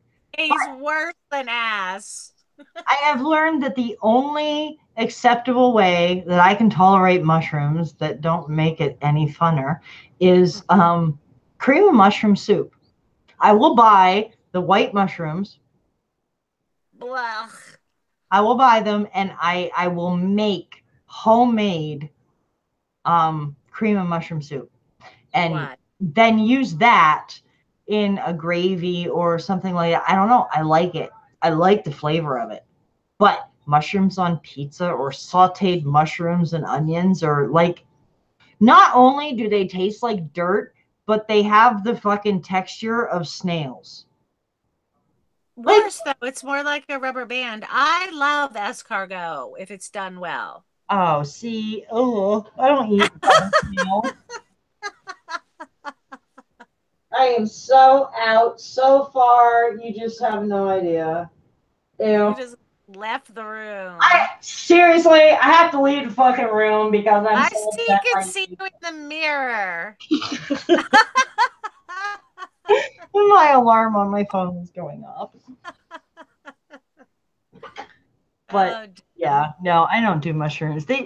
I've never, it just, people are like, oh, if you take a portobello cap and grill it and put it on bread and put ketchup on it, you won't know it's not a hamburger. And I'm like, I bet you $1 million fucking dollars I will know that is not a hamburger. Ew, they grow in shit and Right? next to people's toilets. Like, if you're not Literally. hallucinating, what's the point? What's the point? If you're not seeing Smurfs, get the fuck out of my yard. When is your class? It's coming up, right? What? Your mushroom class. You just said you're starting a mushroom. You know what? I should, because my friend Marty, who's a giant fucking ass hat, and yeah, he's not watching this now. He's sleeping right now, and he's gonna watch it in the morning and be like, "You called me an ass." Marty Leeds? No, no, Oh, wrong gotta get. Marty, other Marty. But no, he grew mushrooms, and he grew them in this container, and instead of plopping the cake out so it could grow, he left it in the container and then was like, "Why aren't my mushrooms growing?" I'm like, "Dump it the fuck out." No, no, no. That's not what the instructions said. I'm like, okay, well, my experience counts for dick then because I've done it, but whatever. So he didn't do it, and then it didn't grow much, and then he was bummed. And then he came back to me. He's like, "What do I do?" I'm like, "For God's sake, dump the cake out of the container." And so he did. And then it sprouted all these mushrooms. And he's like, "Hey, look." And I'm like, "No shit." So honestly, and I told him, I'm like, "I'm going to grow my own mushrooms. I have some. I have some spores that I've had put away. I need to get them growing. Otherwise, I'm going to miss the summer. And I want to eat them with my kids around a campfire because otherwise, what's the point? So I need to get my shit in gear. And I told him, I'm going to grow my mushrooms and I'm going to like take moment by moment, step by step pictures for you and be like, this is how you grow this shit. Because he's like, no, that's not what the internet said. I'm like, whatever, the internet was right, kiss my ass. But mommy, the internet said. My God, in our zombie apocalypse world, what the hell? I was driving somewhere today. I don't know where. Where the hell? I don't know what I was doing. But anyway. Sanders says, enough with the mushrooms. I can't eat liver. Now mushrooms. I ruined liver for her last week. And the funny thing is, she ate liver and I had no idea. And I went all off on liver and fucking worms and shit. And she didn't know it. And she's like, oh my God. I felt really bad. I don't care if you talk about mushrooms. I don't care. I just don't want to eat them. It's gross. I don't care if you talk about them. I only eat them if I'm at a dead show or I'm having it's a whatever fun once in a lifetime kind of thing, you know. I have to go off screen for that. Hi. But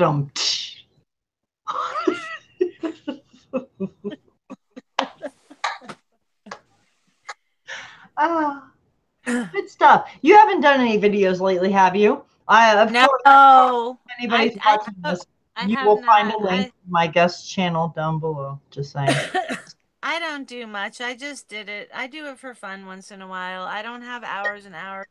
I wish I'd rather just watch like some people's videos that I like instead of trying to figure out it's just too much shit. I mean, I don't even like shopping. One of the few women I hate shopping. I don't even like going to the food store because it's just like overload. Buy, consume, bright lights, fucking banners everywhere, sale signs, whatever.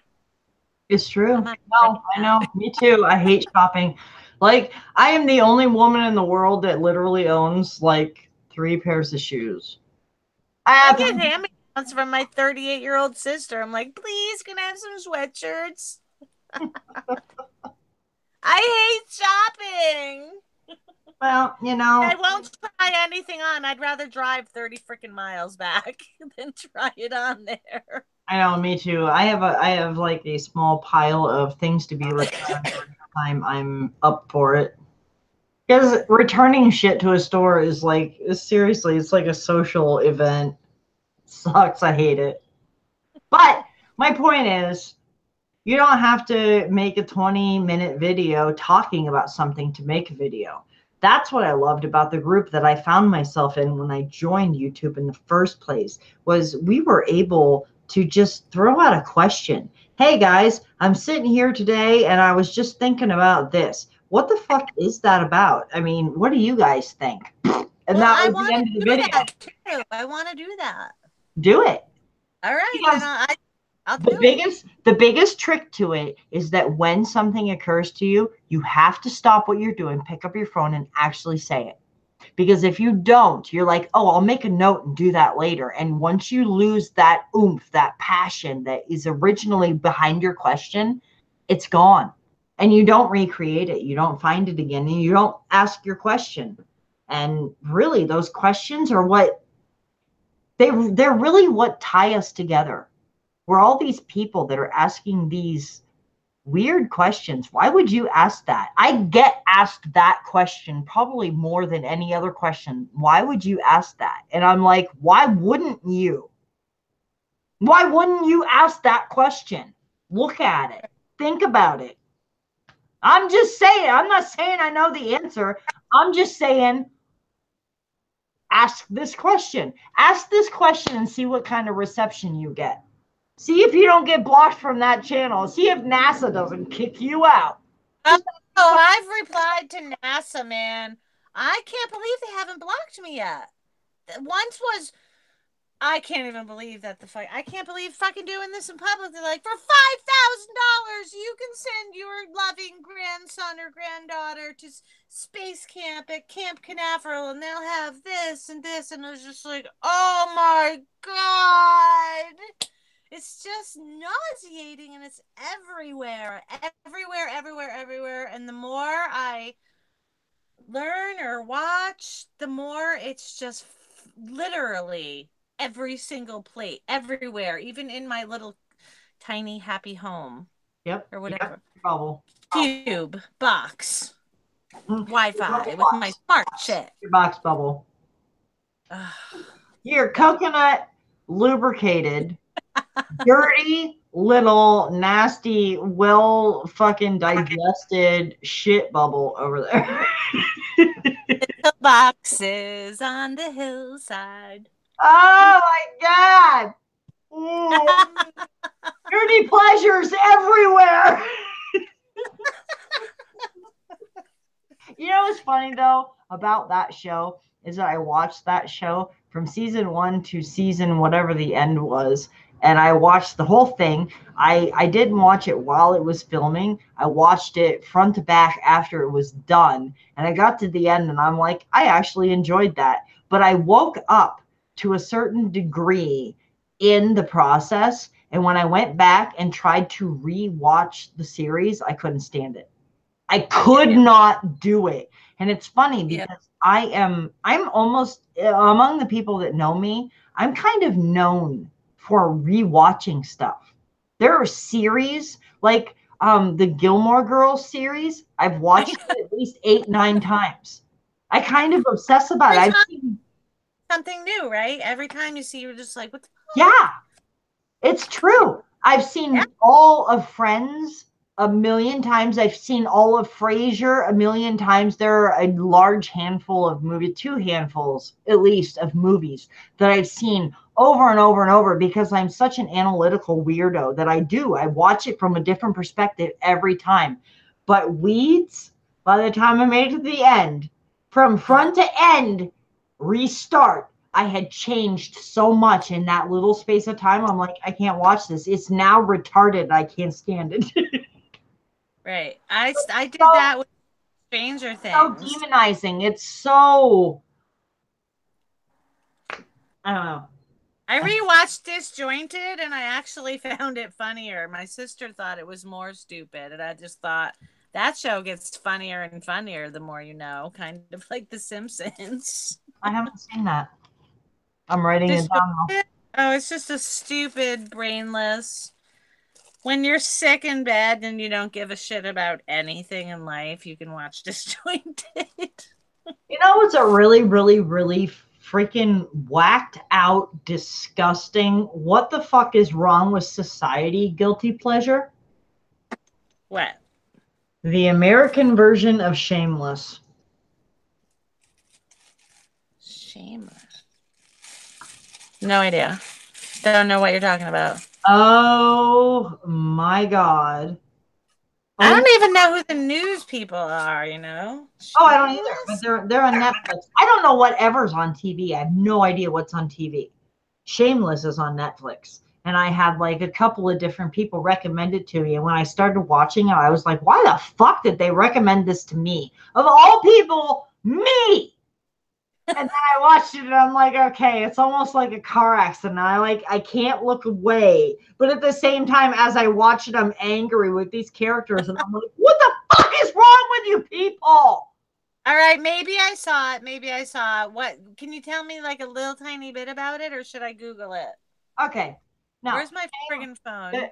okay, the English version, the American version, because there's a British version which I could not even begin to wrap my head around, and then there's an American version. The American version is basically the dirt bag and his family that you can possibly think of in the shittiest neighborhood in Chicago. Like Okay. half a dozen fucking kids of half a dozen different ages where the oldest kids are taking care of the youngest kids, and they are all into stealing what they need, screwing people out of what they need, just in the most underhanded dirt bagginest ways that they can possibly survive. But at the same time, they win you over because you like them and they have personality, and it's like, well, how the fuck else are they supposed to survive? And so you watch them where you're 50% opposed to every fucking thing that they do and everything that's happening. And then you're 50% like, well, what the fuck else are they supposed to do? And well, what was she supposed to say about that? And blah, blah, blah. And it's like, it's the whole, seriously, it's the programming though. That's the programming, the bringing Are you up. you able to watch this? I'm sorry. Are you able to watch this? Shameless now? Yeah, on Are, Netflix if you live stream it. no, are Not you live, able to yeah. mentally? Or are you like, oh my God, no? Oh, you know what? I haven't, but I got to the end of the last season and we're waiting for the new season. And when it starts, I will probably watch it. We'll see what happens. We'll see if I can make it. It Well, depends. that's one thing that makes, even sometimes when I just like I say I don't want to watch YouTube. I just want to shut my fucking brain off and put something stupid on so I can fall asleep. But I can't even fall asleep with the TV off. You know, I have to have the TV off, no noise. But I want to chill out, chill my brain. And if I start looking at stuff on YouTube, I start thinking too much. And anyway, you can kind of tell from my videos. I'm like ding, ding, ding, ding, ding, ding, ding, ding, ding, ding. So I like a movie to chill me out. I watched The Truman Show the other night, and I think that was the third or fourth time. And that might be the last time I watched The Truman Show for a while. I keep watching Truman Show. Honestly, I have it. I mean, it's available on Netflix and it's on my list, so I have it available to me, and I've watched it repeatedly, and I'm waiting for something in it to hit me different, because the last few times it hasn't, and it's like it's almost, and this is kind of weird. It's almost like witchcraft. It's almost like casting a spell again and waiting to see if it does something different, because I'm watching it again and I'm not even paying attention. I'll get halfway through it and I'm like, wait, where are we in the plot? And I don't even know because all I'm looking at is the background. What Right. Yes. Who are the Yes, people? Who are the extras and what do they say? And it's like, because it's literally a movie about a guy that lives in an artificial world that he doesn't know is there. And he is being controlled by an invisible puppet master that lives in the moon. Like, it's really fucked up. And so, yeah, you're watching it. Like, I do the same thing with good any morning, movie noon, night. any movie with big names like Bruce Almighty or Evan Almighty. It was like these big names where everybody rushed out to see it. I can't watch the Star Wars movies because I want to stab myself in the face with a Cadillac. Ditto. Yes, ditto. can't. I can't even, you know what? Before I went flat, my favorite movies were Men in Black, the whole series, and Independence Day. And now I'm like, I own them, the deluxe version of both of them, and I cannot watch it. I've tried to watch it and watch the background and shit. And there's, as far as I can tell, there's nothing there. And I can't even watch it for entertainment purposes anymore. It pisses me off. It pisses me right off. And the next thing you know, I'm pacing through the room, screaming about shit, and everybody's like, oh, mom's triggered.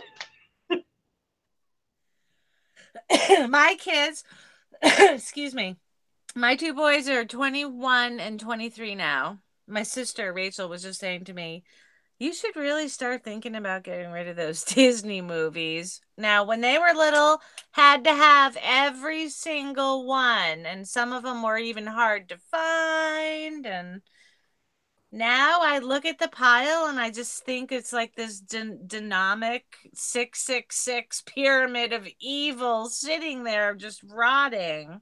Well, God, I think Disney is so disgusting. you've seen the super Ugh. hyper sexualization of Disney, right? All of it. Hannah Okay. Montana, our children from when they're 2 years old, they're holding the fucking, oh my God, it's disgusting. What is this world turning to? How'd you know what I was holding? I don't know what you're talking about. You holding my, you're always in my head, girl. I have no idea what you're talking about, but you stopped talking until the camera came back to me. I was What was trying to it? sneak in below radar, and you're all, whoo.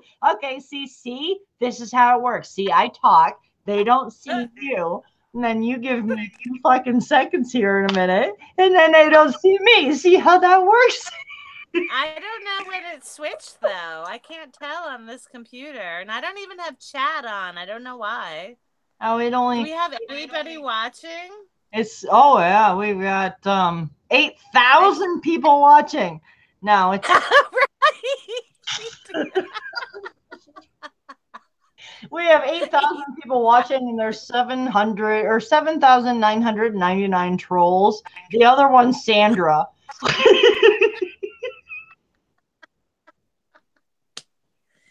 Yes, we're gonna go viral. Smoking weed in Vermont and Ohio. We do not smoke weed. We don't support that. CIA, if you're listening, I don't support that. We don't smoke weed. Now, say something for a minute, would you? Yeah. No. Yeah. Well, anybody have any secrets for sleep? Because the other day I was at my wit's end and I was house sitting for this chick. She had a cat. She gave me a ton of money. Stayed in, she has like 28 bathrooms. It's typical Vermont second. I don't know why that was funny, but it was. She's got like I 28 swear to God, I was there bathrooms. alone with this freaking cat. There was so many bedrooms. I could have a different bedroom every night. So I was like sitting on this huge screened in porch. I'm like, well, maybe I'll have a little smoke out here. I had a glass of wine. It's all alone. I started freaking myself out. And this house is infested with shit from Disney. And they're infested with the Disney people. So I started getting really, then I got high and then I got really freaked out. And I called my sister and I was like, you have to stay on the phone with me. It's everywhere. Mickey's everywhere. Mickey's coming from a weed man. Hold on. Adam Simpson smoking weed in Ohio. Adam Simpson, where are you in Ohio? Northern, southern, middle, western, eastern? What do you got, baby? What's going on? I'm in northeastern, crazy Ohio, where we absolutely do not ever, ever smoke weed, ever. Well, I have a friend who lives in Ohio, and she complains about the Amish shit all the time and how they use their freezer or telephone or something. I don't know. Do But not get I me bet she started. lives near you. I bet she lives near you. I can bitch. I can bitch for an absurdly long amount of time about the Amish, and people take it as a I'm not enlightened and I'm kind of an asshole. And it's like, well, no, because Amish literally go down the road. Their tires of their buggies literally dig holes in the concrete that my taxes have to pay for. They dig these fucking holes in the concrete, and then their horses shit every 500 fucking feet down the fucking road. But if No. I walk down the same fucking road with my goddamn dog on a fucking leash and my dog shits in the fucking road and the cop sees it, I pay a $500 fine, and it is literally like 10% the size of the fucking shit that your gigantic horse just took in the middle of the fucking street.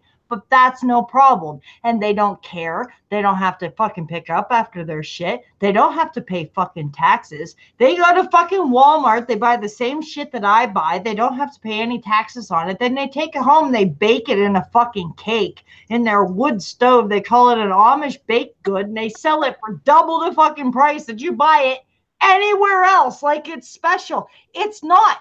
It's Walmart flour, Walmart sugar, and it's all mixed together, cooked in a wood stove, and you're like, oh, I'll pay $10 for that. What the fuck? It pisses me off. Oh man. Okay. Orwell or Windsor, Ohio?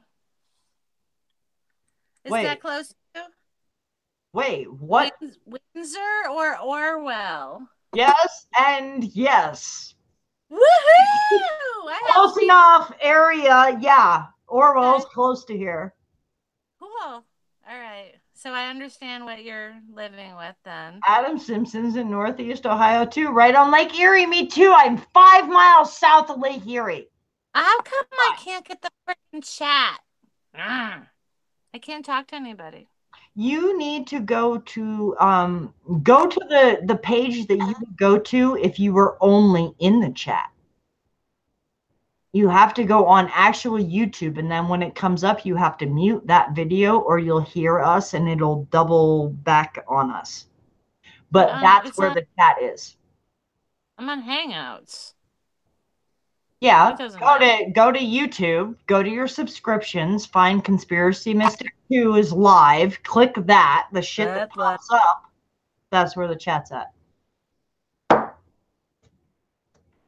Because I'm in the naughty corner still. Because what the fuck? I'm still in the naughty corner. Okay. Let's see if I can get Conspiracy Mystic 2 banned. Where the fuck did the crisis actors go when the crisis is over? You got these motherfuckers. They show up on the fucking scene. They're seen in this crisis, this crisis, this crisis. It's the same fucking person. It's the same fucking picture the whole time, straight across the fucking board. It's the same fucking person. Where the fuck is this person when the crisis isn't actually happening? Do they actually walk around normal places like malls and stores and Walmarts and shit? Are they recognized? Are people like, hey, weren't you at the Parkland shooting? I saw you on the fucking news. Weren't you on the fucking news? You look like one of those pieces of shit that were yelling about, like, seriously, yelling about gun control. Where the fuck can David Hogg, can we just say his name is I'm a Pig?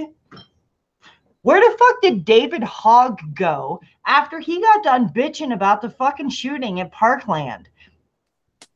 He didn't even go to Parkland. He wasn't even a student there. He graduated in 2005 from a different fucking school. There are pictures of him in the CNN fucking in the studio behind the fucking desk acting like he's reporting something, and his father was a CIA guy.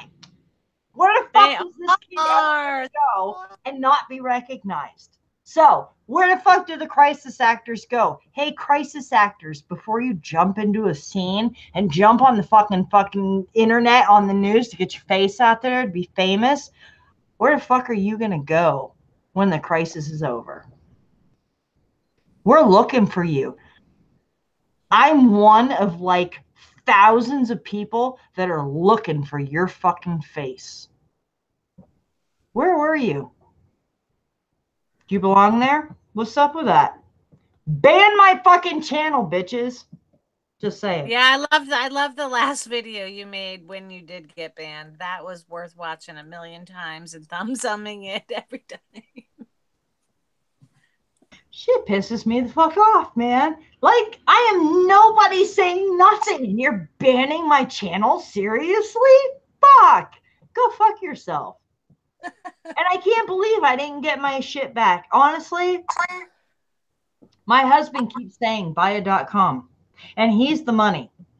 He's the one that actually goes out and actually puts in the time and the effort and earns the fucking money. And I try not to spend his money because, I mean, it's my money too. I'm here. It's my marriage. It's my house. But he works. So I don't take that liberty. I don't just assume you're going to financially support me in doing something that you don't even believe in. But he's like, well, how much more of this shit are you going to take? Buy your.com. And I'm like, maybe I will. It seems to be more and more prevalent. Pro 777, he's all about his .com. Most of his shit is on there now because he can't speak on YouTube anymore. You can't say what you want to. Is he the same as Crow 777 or no? Well, yeah, Crow 777, but it's Crow CRROW He keeps 777. changing. He No, keeps changing. he doesn't No? keep changing. He's always been Okay. CRROW 777. And the shit is, he's had a lot of opposition and they buy up his name. So there's shit in existence that isn't his that mimics his name, and they try to make him sound like a lunatic.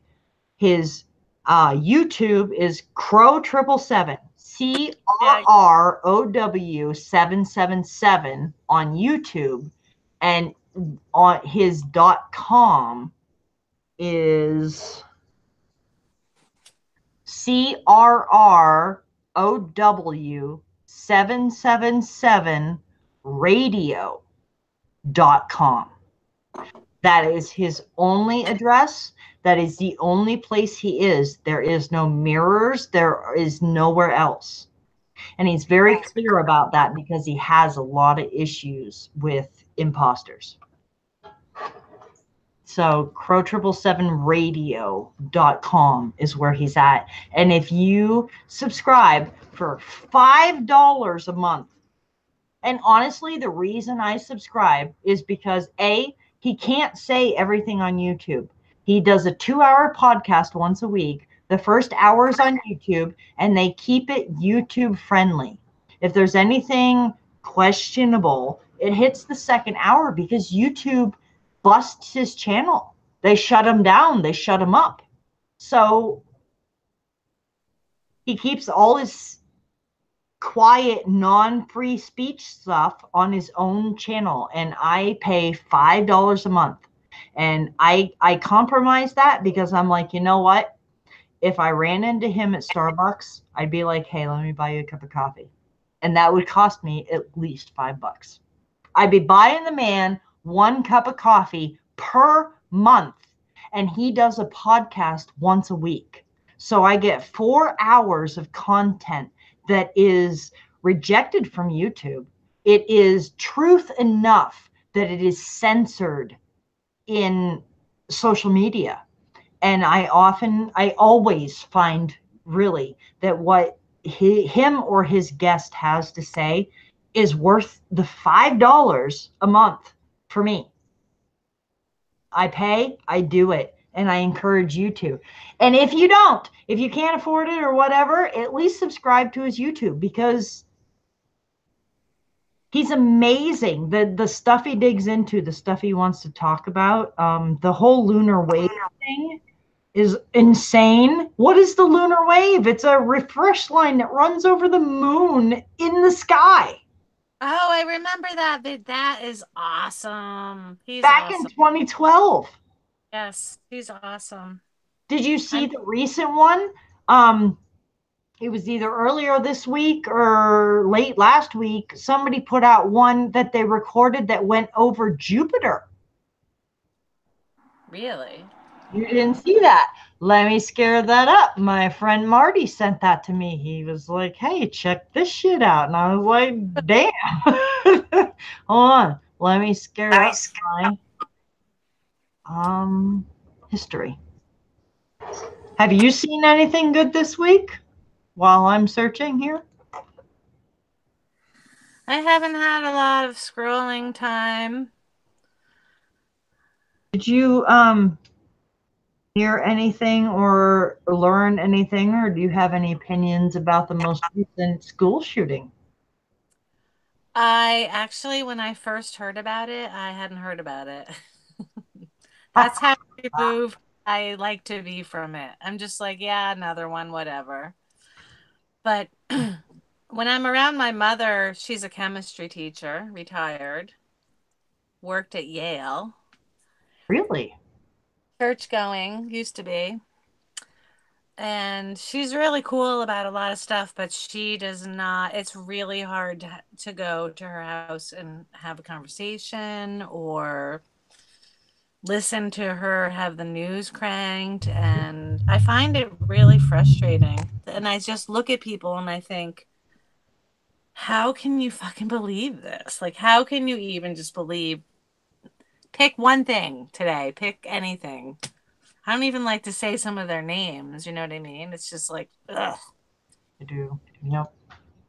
And the whole androgyne, as you called it, agenda just blows my mind. I started watching the new Westworld, and I'm just like, I can't do it anymore. I'm just done. I'm done. Bye. Sorry, HBO. Sorry. Or whoever.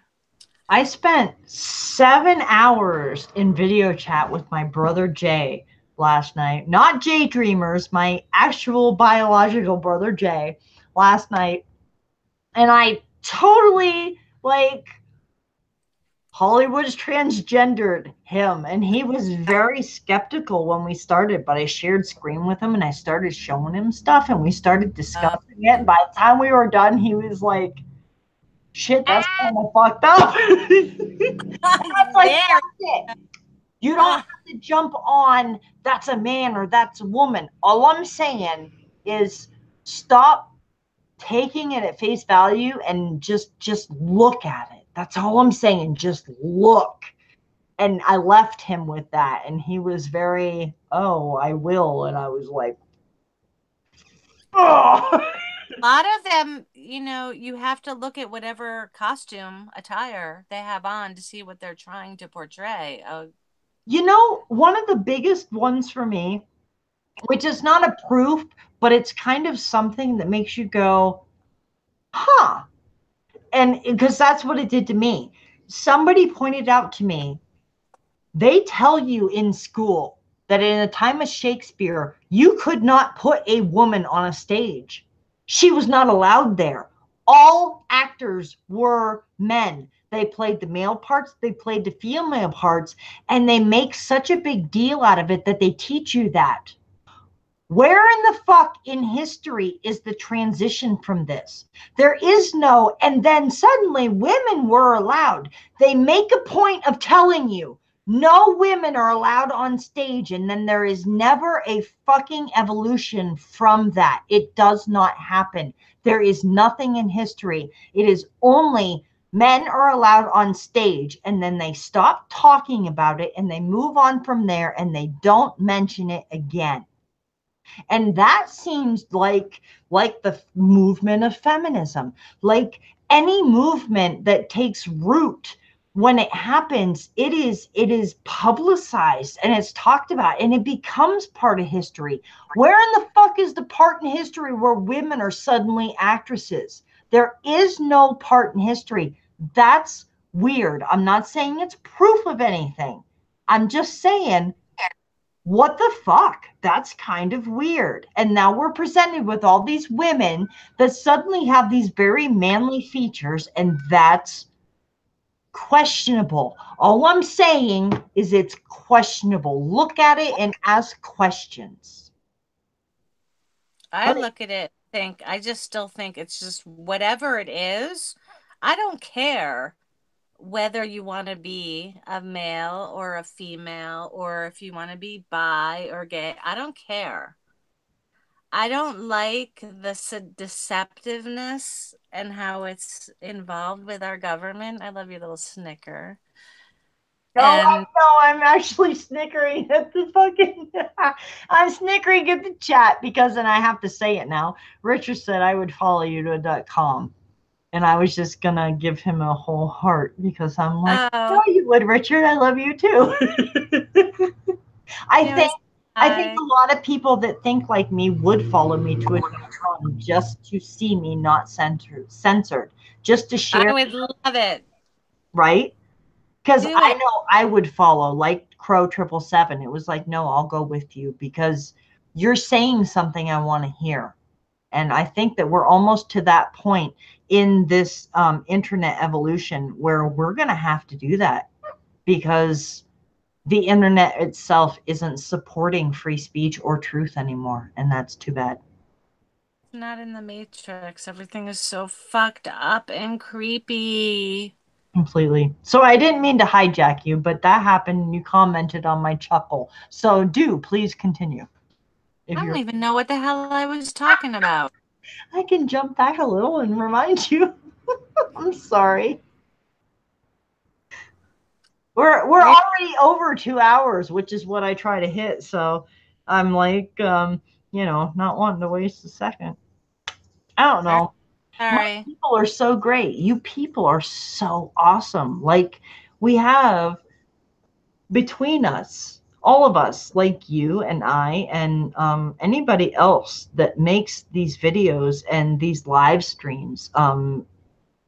Rebecca's Way and Robert in the Moment, and just oh, I won't try to name them all because I will miss half of them because I'm not thinking straight and I'm on the spot. But I think these are amazing, amazing people, and these are amazing things that we're talking about, and I think it's so important that we continue talking about them. And if we get kicked off of YouTube, we have to follow each other.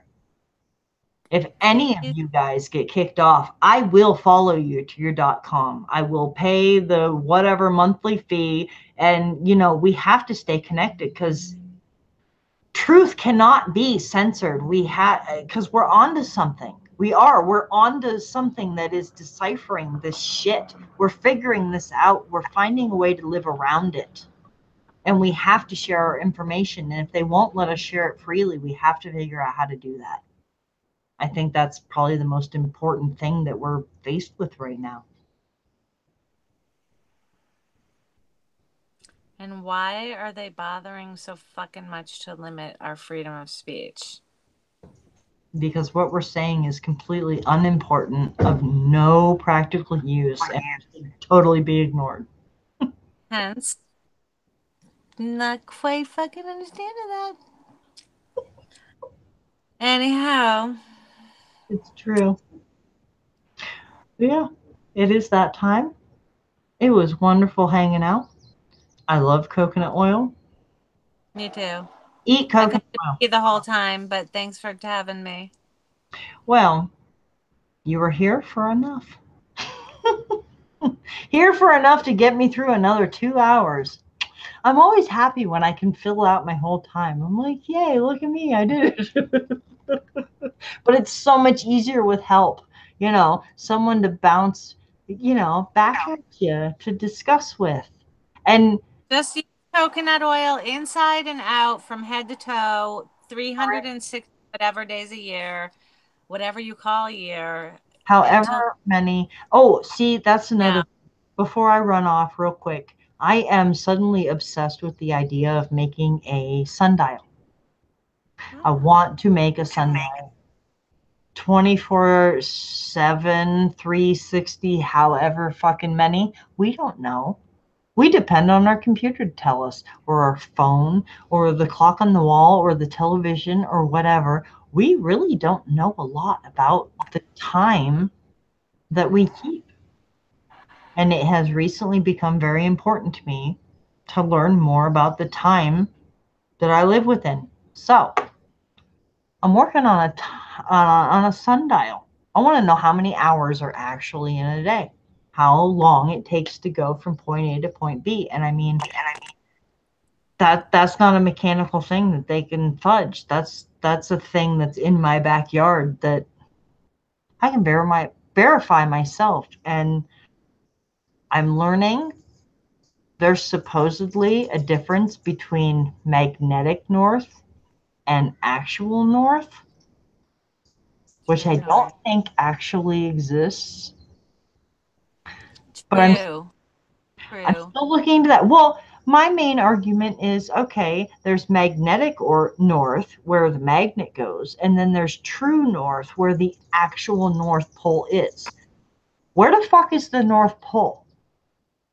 The northernmost point. Okay, well, how do you know that's north? How do you know that that's up? How do you know that's other than it being magnetic? How do you know that's north? Because you get into space, there's no up, no down, no left, no right. There's no direction. So what's Space.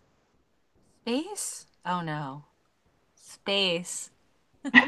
seriously? No. Well, I always go to it from the heliocentric. Like, so I'm a ball floating in space. Where the fuck's the North Pole? You can't even you can't even base it on the plane of the frisbee of the galaxy that we live in, because where the fuck is that? You can't verify where that even is other than where you're looking at up into the sky. I All know you I can can't see is the buy crack in the millions. sky. I think it's scary that there's 20-year-old children walking around believing that those dildos walked on the moon. You know what though? What? There is not that many. There really isn't. I I am surprised at how many I find of Well, that age group. I mean, maybe 30-ish, a mid 30s and older. There's a lot less, but I'm finding that the younger, and it's scary. my kids are 16, 18. Homeschooled. Homeschooled. Yeah, but my kids are 16, 18, and 23. And of the three of them, everybody that they've approached and told about flat Earth was very easy. It took them 2 seconds to go, what? My Whoa. 20-year-old son thinks I'm friggin' nuts. Well, My 23-year-old son's like, whatever, mom, what, I don't really care what it is. And I said, I agree with that. But my younger son, Lulu, he just thinks I'm Lulu. honestly, I think the main reason it was so easy for my kids was because they got it from such a, okay, let me say it Non-Lulu like this. mom. Well, no, I I taught my kids everything that I know before that. So my I, kids were up to my level at that point. And when I first learned about it, I my computer was set up in the middle of the living room. And so everything I learned, I was like, what the hell? Look at this. This says blah, blah, blah, blah, blah. And according to science, blah, blah, blah, blah, blah. But have you ever looked at it? Like, that's really weird. And so when I was doing that, all three kids were right here, and my husband was across the room over there, and they all listened to me do it. And it wasn't me convincing them of anything, it was me going, what the fuck? And they asked the question too, and then we all looked for the answer together. And that's why I was able to pull them down. It wasn't me learning something and then convincing them. We right. all were drawing conclusions together. That's actually one of the reasons that I know I'm not crazy, because I ran it by literally the four most sane people I know before I decided. And they're sane people.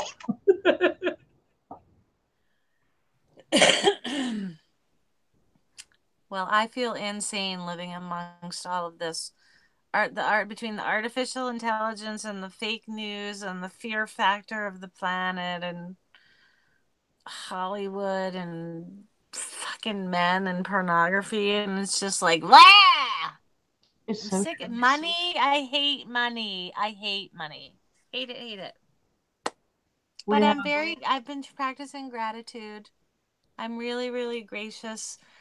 Every day I'm thankful for my little house and for my friends and my job and my health and my friends and family's health and it's everybody I run into. The it's little things. it's amazing the difference that just that can have. Really. Absolutely. It's amazing. Honestly, people are like, I have atheist because I tend to talk about spiritual things on my Facebook. I get very, especially around the time of month that the sun comes into Aries, because I get very nostalgic about my past experiences and I look forward to my current experience, and I'm very touched by it. I experience it very deeply, and I get atheists wanting me to prove God to them. And it's very hard to explain to an atheist that you can only really prove God to yourself, My because thought. you can disprove everything I say. You can't disprove it to me because it's my actual experience. You have to actually experience it yourself. You can only prove it to yourself. You can't disprove God to somebody that's experienced it. You can't. You will never convince me that God's not a real thing. You can convince me there's not a man in the sky. You can convince me of 100 things, because these are all different people's perception of what it is. But my perception, my experience of it, you'll never convince me it's not real, because it's amazing. It blows my mind. And just as black and white, you have to think that I believe and I know from experience that the same exists in the opposite end of the factor, which is demons. Right? Oh, yes. See, and that's So try not to think about it. Don't, push it out of your head. Don't try not to have evil in your soul anywhere. It's so gross and well, they no, sin. have you heard of Eric Rains? I mean, Mm. You snarfing? Oh my God. That come out your nose. You got a free neti pot. Free neti pot. no, I overfilled the glass, and to save my tablet from being flooded, I flooded my lungs instead.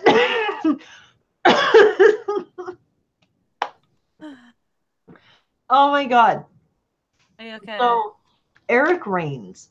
And see, this goes back to last week. Yes, I Last remember. week, um, Yolanda and I were talking about basically we were talking about energy vampires, and we were talking about the Celestine prophecies, and I started to talk about um, John St. James, or whatever the frick his YouTube channel is. I don't even remember. And I lost my train of thought. And the reason I lost my train of thought is because I didn't mean to talk about him. I had come into like 3 new YouTubers that were really making a real effect on me. And he was one of them. But that's not the one that I meant to talk about. And that's why I lost my train of thought. And it wasn't until later when I was watching it, because I wanted to know. It bothered me because I don't lose my train of thought that bad. And I completely lost it. And it's because he was the wrong guy. I wanted to talk about Eric Rains, not John St. Julian. Eric Rains talks about, and this is a perspective that I have rejected until recently. Not rejected, just I didn't fully accept it because I hadn't seen proof enough to convince me that this was an actuality. And so I was introduced to Eric Rains, and he started talking about actual negative, demonic, if you will, entities that attach to humans. Oh, And when we were talking about crazy exes and jealous exes and psychopaths and shit, I went off to John St. Julian and I needed to go to Eric Rains because he was talking about um, demons or entities getting attached to certain parts of you based on your feelings, upon how you were projecting what you were um, projecting out into your own aura, because we are our aura.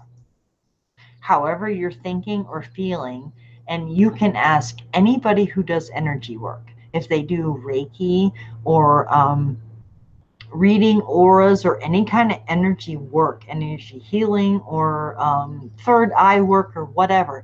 These people can see the energy that you bring. I am getting to that point. I have to really focus on it to do it. It doesn't come real natural to me yet, but and that's why I know it's possible, because I can do it. They can see these dark spots in your energy, these dark places.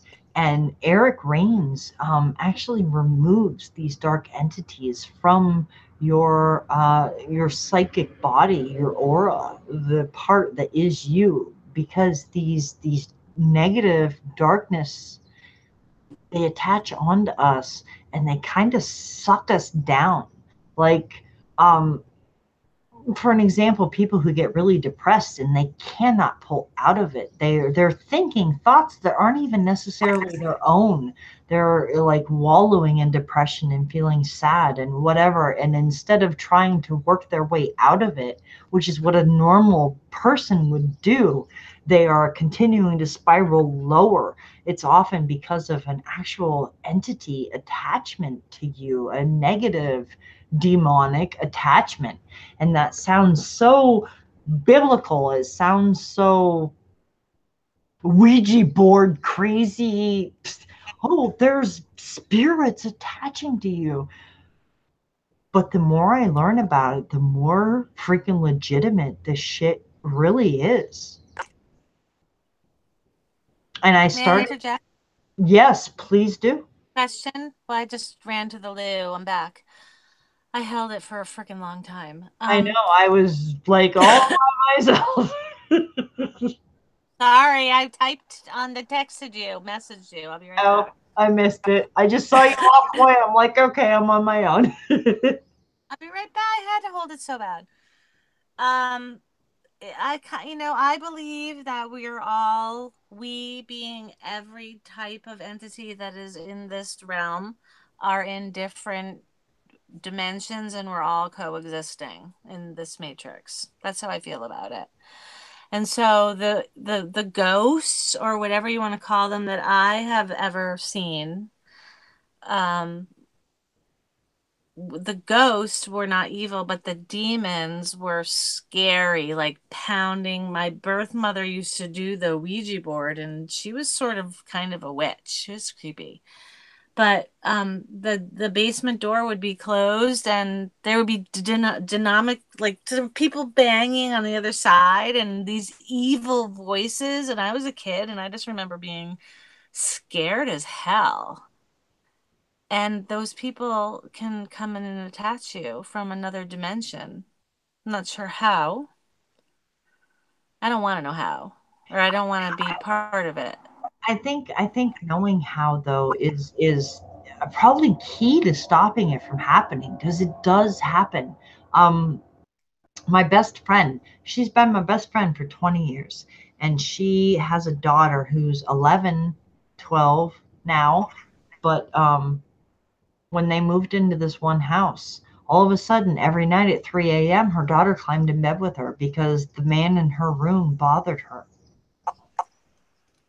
Yeah, I believe After it. like, well, after like 3 years, they found out that a vet who had actually committed suicide in the room. He was a young guy who turned 18, lived in that room, grew up there, turned 18, went into the military, and suffered whatever post traumatic shit that the fucking bullshit military put him through. He came home and shot himself in the head in that fucking room, and they didn't know about it. They bought that fucking house 10 years later, and this injured vet is harassing their daughter every night when she goes to bed, and she kept going in to her mother's room, and they know that's what it was because they moved to another house and it stopped happening.